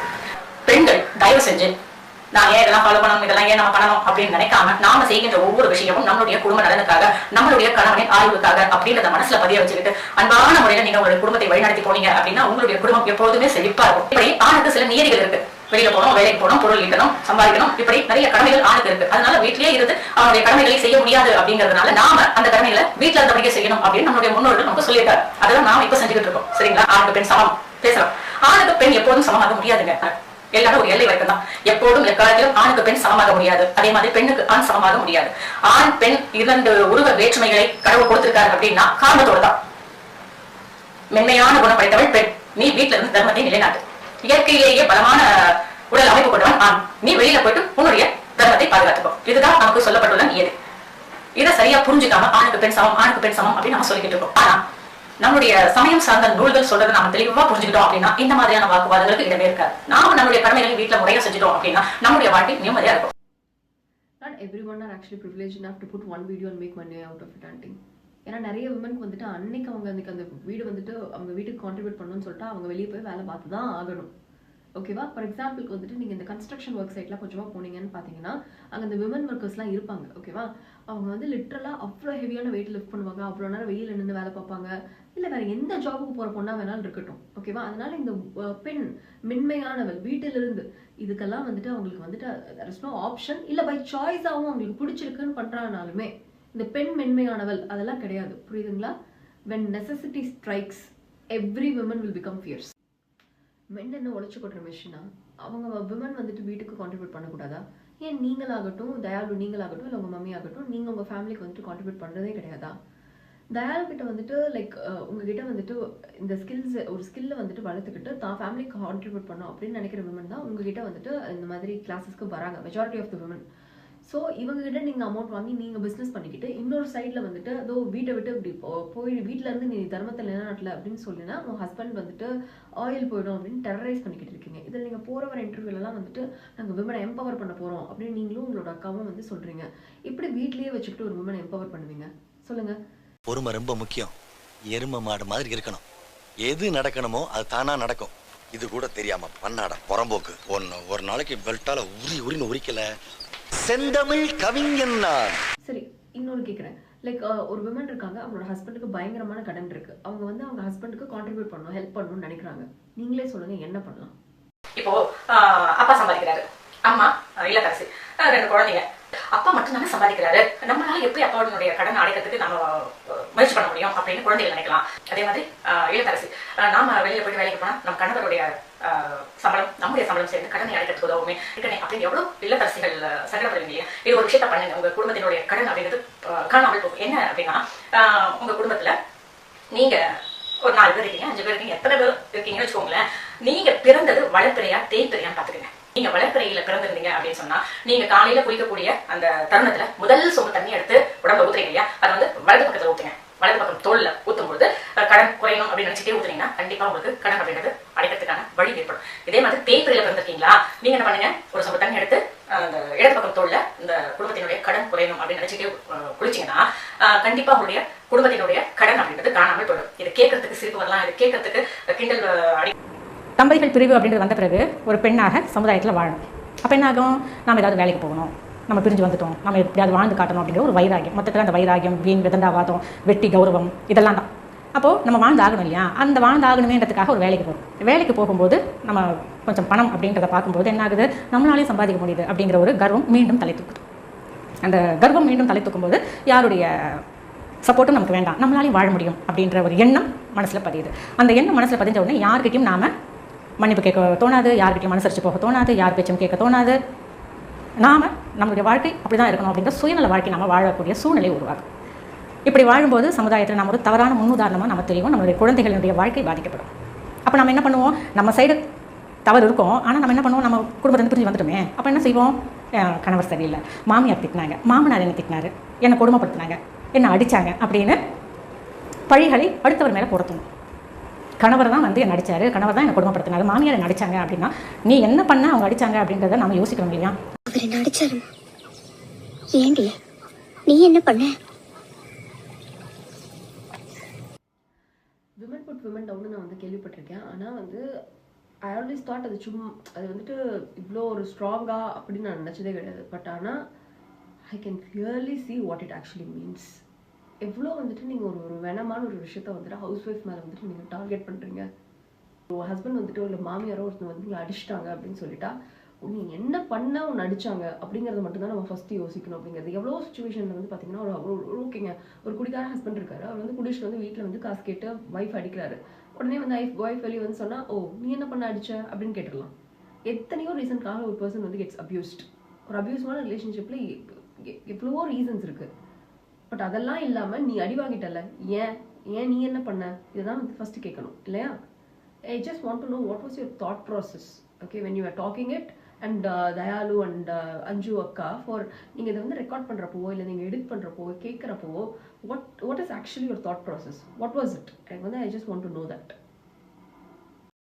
நம்மளுடைய கர்மாவின் படி தான் நமக்கு வாழ்க்கை அப்படின்றது அமையும். நம்மளுடைய கர்மா நம்ம குடும்பத்தில் பிரச்சனைகள் வருதுன்னா அந்த கர்மாவை நாம் அனுபவித்து அதை சரி பண்ணி மேலும் நம்ம நல்லபடியாக அந்த குடும்பத்தில் வாழ்ந்து அந்த குழந்தைகளை வளர்த்து அந்த சமுதாயத்தில் ஒரு முன்னுதாரணமாக நம்ம நிற்கணுமே தவிர்த்து நான் வந்து கல்யாணம் பண்ணி போனேன், என் கணவர் என்னை வந்து கொடுமைப்படுத்தினாரு, என் கணவர் என்னை வந்து அடித்தாரு உதைச்சாரு, அதனால் நான் வந்து திரும்ப வந்துட்டேன், அதனால நான் இப்போ கோட்டீஸ்வரி ஆகிட்டேன், நான் வந்து நல்லா இருக்கேன் அப்படின்னு உங்ககிட்ட சொன்னால் அவங்க இந்த சமுதாயத்துக்கு தவறான ஒரு முன்னுதாரணம். எவ்வளவு பிரச்சனைகள் இருந்தாலும் கணவரோடு சேர்ந்து வாழும் வாழ்க்கை அப்படிங்கிறது கடவுள் நமக்கு தரக்கூடிய வரப்பிரசாதம். அப்படியெல்லாம் வேண்டாம் சரியா. அப்படி ஒன்றும் வந்துட்டு ஒரு பயங்கரமான ஒரு அபியூஸான ரிலேஷன்ஷிப்ல இருந்து அப்படி ஹஸ்பண்டோட வாழ்ந்து அந்த வரப்பிரசாதம்லாம் I don't think. I mean I can't speak for every women but I will say this. அது என்ன தெரியுமா, it doesn't matter any irrespective of gender, if you're in an abusive relationship I don't think anyone should even அது வந்துட்டு அந்த ரிலேஷன்ஷிப்பில் இருக்கணுங்கிற ஒரு கட்டாயம் இருக்கவே கூடாது, யாருக்குமே இருக்கக்கூடாது. அப்படி இல்லைன்னா நீ வந்து ஷேம் பண்ணப்படுவ, அப்படி இல்லைன்னா நீ வந்து ஒரு பேட் எக்ஸாம்பிள். இது மாதிரியெல்லாம் நீங்கள் have no words for you. நானும் சம்பாதிக்கிறேன், நானும் லட்சாதிபதி, நானும் கோட்டீஸ்வரி அப்படிங்கிற ஒரு ஆணவம் நமக்குள்ள ஒரு பெண்ணுக்கு சொல்கிறேன். இந்த மாதிரி குடும்பத்தை பிரிஞ்சு வந்துட்டாங்கன்னா அவளும் சம்பாதிக்கணும் இல்லையா. சம்பாதிக்கும் போது பணம் அப்படிங்கிறது கையில் வருதா, அந்த பணம் கையில் வந்தோடனே நாமளும் சம்பாதிக்கணும் அப்படிங்கிற கர்வம் வருது. அப்போ வந்து ஒரு குடும்பத்தில் ஒரு 4 பேர் இருப்பாங்க, அந்த பணம் அப்படிங்கிறது 4 பேருக்கு ஸ்ப்ரெட் ஆகிட்டு இருந்தது செலவுகளுக்கு. இப்போ ஒரு தனி ஒரு மனுஷி அப்படின்னும் போது அந்த பணம் ஒருத்தருக்கு தானே, அப்போ அது மீதம் அப்படின்னும் போது நம்ம கையில் இருப்பு அதிகமாக இருக்கும், பணம் அப்படின்றது சேவிங்ஸ் அப்படின்றது அதிகமாக இருக்கும். நான் லட்சாதிபதி ஆகிட்டேன், நான் கோடீஸ்வரி ஆகிட்டேன், என்ன பிரயோஜனம்? லட்சாதிபதி கோடீஸ்வரி இதெல்லாம் வந்து குடும்பத்தோடு சேர்ந்து வாழும்போது சொல்லியிருந்தால் பெருமையான விஷயம். உண்மையான லட்சாதிபதி உண்மையான கோடீஸ்வரினா கணவரோட குடும்பத்தோட குழந்தைகளோட தம்பதிகளாக சந்தோஷமாக வாழக்கூடிய வாழ்க்கை தான் 1000 கோடிகளுக்கு சமம். டொனேட் பண்ணிடுங்க, நீங்கள் என்ன பண்ணுறீங்க, எல்லாத்தையும் டொனேட் பண்ணிவிட்டு நீங்கள் ஒரு ஆசிரமத்துக்கு டொனேட் பண்ணிவிட்டு 4 பேர் குடும்பமாக சந்தோஷமாக இருங்க. உங்களே யார் வேணானா? அதை விட்டுட்டு வந்துட்டு ஒரு சிங்கிள் விமன், ஓகேவா, ஒரு அபியூசிவான ரிலேஷன்ஷிப்லேருந்து வெளியே வந்து ஒரு சிங்கிள் விமன் தான் ஏர்ன் பண்ணி தான் வந்துட்டு ஒரு நல்ல பொசிஷனில் போய் உட்கார்றது உங்களுக்கு அவ்வளோ கேவலமாக இருக்குது இல்லையா? அதை வந்துட்டு தனியாக bad example that's called inspiring. Aunty, நீங்கள் பண்ணுறது வந்துட்டு நீங்கள் இன்ஸ்பிரேஷன், நான் வந்துட்டு ஸ்பிரிச்சுவல் அட்வைஸ் தரேன் அப்படின்னு நீங்கள் வந்துட்டு நீங்கள் கிளைம் பண்ணிக்கிறீங்க. But I hate to break it to you, it's not. Actually, I don't hate to break it to you. That's the truth. இதுக்கு பின்னாடி நிறைய கேள்விகள் உங்களுக்குள்ள வரும். அவர் இப்படி செய்யறாரு, அவர் இப்படி செய்யறாரு, நான் எவ்வளவு பார்த்திருக்கேன், எவ்வளவு குடும்பம் பண்ணியிருக்கேன், எவ்வளவு அட்ஜஸ்ட் பண்ணியிருக்கேன், எவ்வளவு விஷயங்களையும் நீங்க சொன்னாலும் ஒரு மனைவி, ஒரு குடும்ப தலைவி சில விஷயங்களை அனுசரித்து போகணும் அப்படின்னா அனுசரித்து தான் போகணும். நாம அமைதியா இருந்தோம் அப்படின்னா கண்டிப்பாக ஆண்கள் மனம் மாறுவார்கள். இன்னைக்கு ஒரு பெண் எப்படி இருக்கணும் அப்படின்றதுக்கு சொல்லியிருக்கேன். மொத்தத்துல ஒரு பெண் பொறுமையின் சிகரமாக இருக்கணும். ஒரு பெண் அமைதியின் திருவுருவமாக இருக்கணும். கணவர் வந்து வேலைக்கு போகாத இருக்கலாம், வேலைக்கு போனாலும் பணத்தை வீட்டுக்கு குடும்பத்துக்கு தராதவங்களா இருப்பாங்க. ஒரு சிலருக்கு மது அருந்தும் வழக்கம் இருக்கும், இன்னும் ஒரு சிலருக்கு தேவையில்லாத கெட்ட சகவாசங்கள் இருக்கும். எது எப்படி இருந்தாலுமே அந்த கணவரின் அந்த கெட்ட தீய வழக்கங்களை ஒரு மனைவி வந்து அன்பாக எடுத்து சொல்லலாம். இல்லை தனக்கு தெரிந்த பெரியவர்களிடம் சொல்லி அந்த வழக்கத்தை மாற்றத்துக்கு ட்ரை பண்ணலாம். இந்த மாதிரி ஈடுபடலாமே தவிர எந்த ஒரு கடுமையான சொல்லையும் சொல்லி கணவரை நாம் துன்புறுத்தக்கூடாது அப்படின்றது ஒரு நியதி, சாஸ்திரம். இதெல்லாம் ஒத்துக்கிட்டு தான் நாம் திருமண பந்தத்துக்குள்ளேயே நுழையிறோம். நம்மளுடைய திருமணத்தின் போது ஹோமங்கள் வளர்க்கும் போது அந்த மந்திரத்திலேயே இதெல்லாம் சொல்லப்பட்டிருக்கு. நாமளே பார்க்குறோம், நிறைய பெண்கள் திருமண பந்தத்துக்குள்ளே நுழைய முடியாமல், திருமணம் நடக்காமல் இன்னமும் கூட பரிகாரங்கள் செய்கிறவங்க இருப்பாங்க, ஆலயமாக போகிறவங்க இருப்பாங்க, எவ்வளவோ பூஜைகள் செய்கிறவங்களாம் இருக்காங்க. அவங்களுக்கு மத்தியில் நமக்கு ஒரு நல்ல ஒரு இல்லற வாழ்க்கையை கொடுத்து அழகான ஒரு குடும்பத்தை நமக்கு இறைவன் அமைச்சு கொடுத்துருக்காரு அப்படின்னு சொன்னால் அதை ரொம்ப செழுமையாக வாழ்க்கை நாம் கற்றுக்கணும். நமக்கு எந்த மாதிரியான குடும்ப வாழ்க்கை கிடைச்சிருக்கோ அது நமக்கு இறைவனால் அருளப்பட்டது. அதை மீறி நாம் எது செய்தாலுமே அது நாம் இறைவனுக்கு எதிராக செய்யப்படும் செயல். கணவர் உங்களுக்கு எதுவுமே செய்யலாம்னாலும் கூட நான் ரொம்ப நல்லா இருக்கேன் அதை மட்டும் சொல்லுங்கள், அது போதும். இதுவே உங்களுடைய வாழ்க்கை தரத்தை உயர்த்தும். அதனால் உங்களுடைய கணவரின் எந்த ஒரு குறைகளையோ உங்கள் கணவரின் தீய வழக்கங்களையோ எதுவாக கூட இருக்கட்டுமே, அதை வந்து நீங்கள் உங்களுடைய வீட்டிலேருந்து வெளியில் போனதுக்கப்புறமா எல்லா ஒரு தீய வழக்கத்தையும், அதாவது உங்களுடைய கணவர்கிட்ட இருக்கிற எந்த ஒரு கெட்ட வழக்கமாக இருந்தாலும் அதை வந்து வெளியில் சொல்லாதீங்க. எப்படி இருக்கான்னு கேட்டால் நல்லா இருக்கும், இதை மட்டும் சொல்லுங்கள். சரிங்களா? சஃபர் இன் சைலன்ஸ் விமன், இதுதான் உங்களுக்கு கிடைக்கக்கூடிய ப்ரிஸ்கிரிப்ஷன். உங்கள் ஹஸ்பண்ட் அடித்தாலும் சரி, குடித்தாலும் சரி, அஃபேர் வச்சுருந்தாலும் சரி, நீங்கள் அன்பாக தான் அவரை சொல்லி திருத்தணும். அதை விட்டுட்டு ஒழுங்காக இல்லைன்னா அவ்வளோதான் அப்படின்னு சொல்லிட்டீங்கன்னா சாஸ்திரம் உங்களை தண்டிச்சோம். ஓகே, ஃபெமினிசம் அப்படின்னு சொன்னாலே வந்துட்டு ஜென்ரலாக பீப்புளோட மைண்டில் வர இமேஜஸ் பார்த்தீங்கன்னு சொல்லிட்டா, ஒரு ஷார்ட் ஸ்கர்ட் போட்ட பொண்ணு, ஒரு கையில் சிகரெட், இன்னொரு கையில் வந்துட்டு ஒரு கிளாஸ் பாட்டில், இதுதான் வந்துட்டு பீப்புளோட மைண்டில் வந்து ஜென்யூனாக அதை அவங்க வந்துட்டு அசியூம் பண்ணிக்கிறாங்க. Okay, but feminism is so much more then that. And women மட்டும்தான் வந்து ஃபெமினிஸ்ட் அப்படின்ற மாதிரியும் ஒரு தாட் இருக்குது. That's not the truth. Men can also be feminist. And like என்னை பொறுத்த வரைக்கும் த கிரேட்டஸ்ட் ஃபெமினிஸ்ட் அப்படின்னு சொல்லிட்டா, லைக் த கிரேட்டஸ்ட் ஃபெமினிஸ்ட் அப்படின்னு சொல்லிட்டா it is the fathers. Like அவங்களுக்கு வந்துட்டு பெருசாக வந்துட்டு இந்த ஃபெமினிசம் அப்படிங்கிறதுக்கு வந்துட்டு அர்த்தம் தெரியுமா தெரியாதா? அர்த்தம் கூட ஆக்சுவலாக மோஸ்ட் ஆஃப் த ஃபாதர்ஸ்க்கு ஃபெமினிசம் அப்படிங்கிறதுக்கு அர்த்தம் தெரியாது. பட் ஆனாலுமே வந்து they want there daughters to be very successful. They want there daughters to be like have everything they want. They are the men who actually set very high standards for their daughters. அதனால நீங்கள் வந்துட்டு இப்போ நீங்கள் சொன்னீங்க இல்லையா, இந்த domestic வயலன்ஸை வந்துட்டு women வந்து என்டியோர் பண்ணி போனால் வெளியே சொல்லக்கூடாதுன்னு ஆல் தட். இந்த கமெண்ட்டெல்லாம் வந்துட்டு நீங்கள் எடுத்துகிட்டு போயிட்டு ஒரு ஃபாதர் கிட்ட சொல்லுங்கள், ஓகேவா? அந்த ஃபாதர் வந்துட்டு மேக் ஷுர் இட்ஸ் லைக் நீங்கள் உங்கள் ஃபேமிலியே சொல்லிக்காதீங்க, பிகாஸ் உங்கள் ஃபேமிலி தான் எக்ஸப்ஷன் ஆச்சு. நீங்கள் வந்துட்டு வேறு ஏதாவது ஒரு ஃபாதர் கிட்ட போயிட்டு சொல்லுங்கள், ஓகேவா? அவரோட ரியாக்ஷன் என்னங்கிறத நீங்கள் கேட்டுட்டு நீங்கள் வந்து இன்னொரு வீடியோ போடுங்க, சரியா? ஒரு ஆணுக்கும் பெண்ணுக்கும் திருமணத்தின் பொழுது வயது வித்தியாசம் எவ்வளவு இருக்கலாம்? இதுக்கு 2 பதில் இருக்குது. எவ்வளோ வேணாலும் இருக்கலாம், எவ்வளோ வேணாலும் இருக்கக்கூடாது. அதாவது பழைய காலத்தில் இந்த வயசு வித்தியாசம் அப்படின்றது அதிகமாக இருக்கும். நீங்கள் ஒரு சொல் வழக்கம் கேள்விப்பட்டிருப்பீங்க அப்படின்னு நினைக்கிறேன். 3 வயசு பொண்ணு 30 வயசு பையன்னு சொல்லுவாங்க. அந்த காலத்துலலாம் 3 வயசு பொண்ணு 30 வயசு பையன் அப்படின்னு சொல்லுவாங்க. உண்மை இது, நான் பொய்யெல்லாம் சொல்லலை, உண்மை. நடைமுறையில் இருந்த வழக்கம். இந்த மாதிரி அதிக வயசு வித்தியாசத்தோடு திருமணம் செய்யும்போது அந்த தம்பதிகள் பிரிந்ததும் கிடையாது. இப்போ இருக்கக்கூடிய காலகட்டத்தில் ஆணும் பெண்ணும் ஒரே இடத்துல படிக்கிறோம், ஒரே இடத்துல வேலை செய்கிறோம், நீண்ட வருடங்களாக பழகிக்கிட்டு இருக்கோம் அப்படின்னு அந்த வயசுக்கெல்லாம் முக்கியத்துவம் தராமல் ஒரே வயசு அப்படி இல்லைன்னா ஒரு வயசு 2 வயசு பெரிய பையன் இந்த மாதிரி இருக்கும்போது கல்யாணம் பண்ணிக்கிறது உண்டு. அந்த மாதிரி கல்யாணம் பண்ணிக்கிட்டவங்க நல்ல புரிதலோடு வாழறாங்க அப்படின்னு சொல்ல முடியாது. ஆக வயசு அதிகம் வித்தியாசம் இருக்கிறவங்க பிரிஞ்சதும் கிடையாது, நல்ல புரிதலோட ஒன்றா வேலை செஞ்சவங்க கல்யாணம் பண்ணிக்கிட்டு நல்லா வாழ்ந்துட்டாங்க அப்படின்னு சொல்ல முடியாது. மனம் இதற்கு ஒரு முக்கிய காரணம். அதாவது பழங்காலத்துலலாம் இந்த சொந்தத்துக்குள்ளவே கல்யாணம் பண்ணுவாங்க. அது வந்து நிறைய பிரச்சனைகளுக்கு காரணமாக அமைது. ஆரோக்கியம் சார்ந்த பிரச்சனை குழந்தைகளுக்கு வரும். அதெல்லாம் அடுத்தது, நம்ம அதுக்கு போகலை. சொந்தத்துக்குள்ள திருமணம் அப்படின்றத பண்ணுவாங்க. அப்போது சொந்தத்துக்குள்ள திருமணம் அப்படின்னும்போது இந்த பொண்ணு தான் பார்த்து வளர்ந்த மாமா, அவங்க 2 பேருக்கும் 10 வயசு வித்தியாசம் இருக்கும், 15-17 வயசு கூட வித்தியாசம் இருக்கும். ஆனால் கல்யாணம் பண்ணி வைப்பாங்க. அந்த மாதிரி திருமணம் அப்படின்றத பண்ணும்போது அவங்களுக்குள்ள நல்ல ஒரு புரிதலோட ஒரு வாழ்க்கை அப்படின்றது இருந்தது. ஏன்னா குழந்தையிலேருந்து பார்த்து வளர்ந்த மாமா, அந்த பொண்ணை தூக்கி வளர்த்த மாமா அப்படின்னும் போது அவங்க 2 பேருக்குள்ளுமே ஒரு புரிதல் அப்படின்றது இருந்தது. அவங்க திருமண வாழ்க்கை அப்படின்றத ஈடுபடும் போது அவங்களுக்குள்ள நல்ல ஒரு அன்பான வாழ்க்கை அப்படின்றது இருந்தது. அவங்களுக்குள்ள வயசு வித்தியாசம் அப்படின்றது அதிகமாக இருந்தாலும் கூட அது அந்த அளவுக்கு பெருசாக தெரியறது கிடையாது. அவங்களுக்குள்ள குழந்தை, சந்தோஷமான வாழ்க்கை எல்லாமே இருந்தது. பொதுவாக அந்த காலத்துலலாம் இந்த வயசு வித்தியாசம் ஏன் வச்சாங்க அப்படின்னு பார்த்தா, இந்த பெண்ணுக்கும் ஆணுக்கும் மத்தியில் இந்த வயசு வித்தியாசம் அப்படின்றத எதற்காக வச்சாங்க அப்படின்னு சொன்னால், இந்த பெண் அந்த குறிப்பிட்ட வயசு வரும்பொழுது அந்த மாமனார் மாமியார் கூட அந்த குழந்தை, அந்த பொண்ணு வளரும்பொழுது உடல் ரீதியாகவும் மன ரீதியாகவும் நிறைய விஷயங்களை கற்றுக்கிட்டு அந்த பொன் குழந்தை வளரும். அந்த பெண் குழந்தைக்கு தேவையான உடல் ஆரோக்கியம், மன ஆரோக்கியம் இது எல்லாமே சொந்த பந்தத்துக்கிட்டே கிடைக்கும். அந்த பெண்ணினுடைய மாதவிடாய் சுழற்சி, இந்த கருமுட்டை சார்ந்த விஷயங்கள் இது எல்லாமே அந்த குழந்தைக்கு ஒரு முறையாக இருக்கும். எல்லாம் பார்த்து தான் அந்த காலத்தில் வந்து இந்த வயசு வித்தியாசம் இதெல்லாம் வந்து வச்சாங்க. நாம தான் அதை கொஞ்சம் கொஞ்சமாக நம்மளுடைய சௌகரியத்துக்கு தகுந்த மாதிரி அந்த வயசு வித்தியாசத்தை குறைச்சி வந்துட்டு இப்போ நாம அந்த வாழ்க்கையை எப்படி வாழறது அப்படின்னு தெரியாமல் நிறைய தம்பதிகள் தவிச்சிக்கிட்டு இருக்காங்க.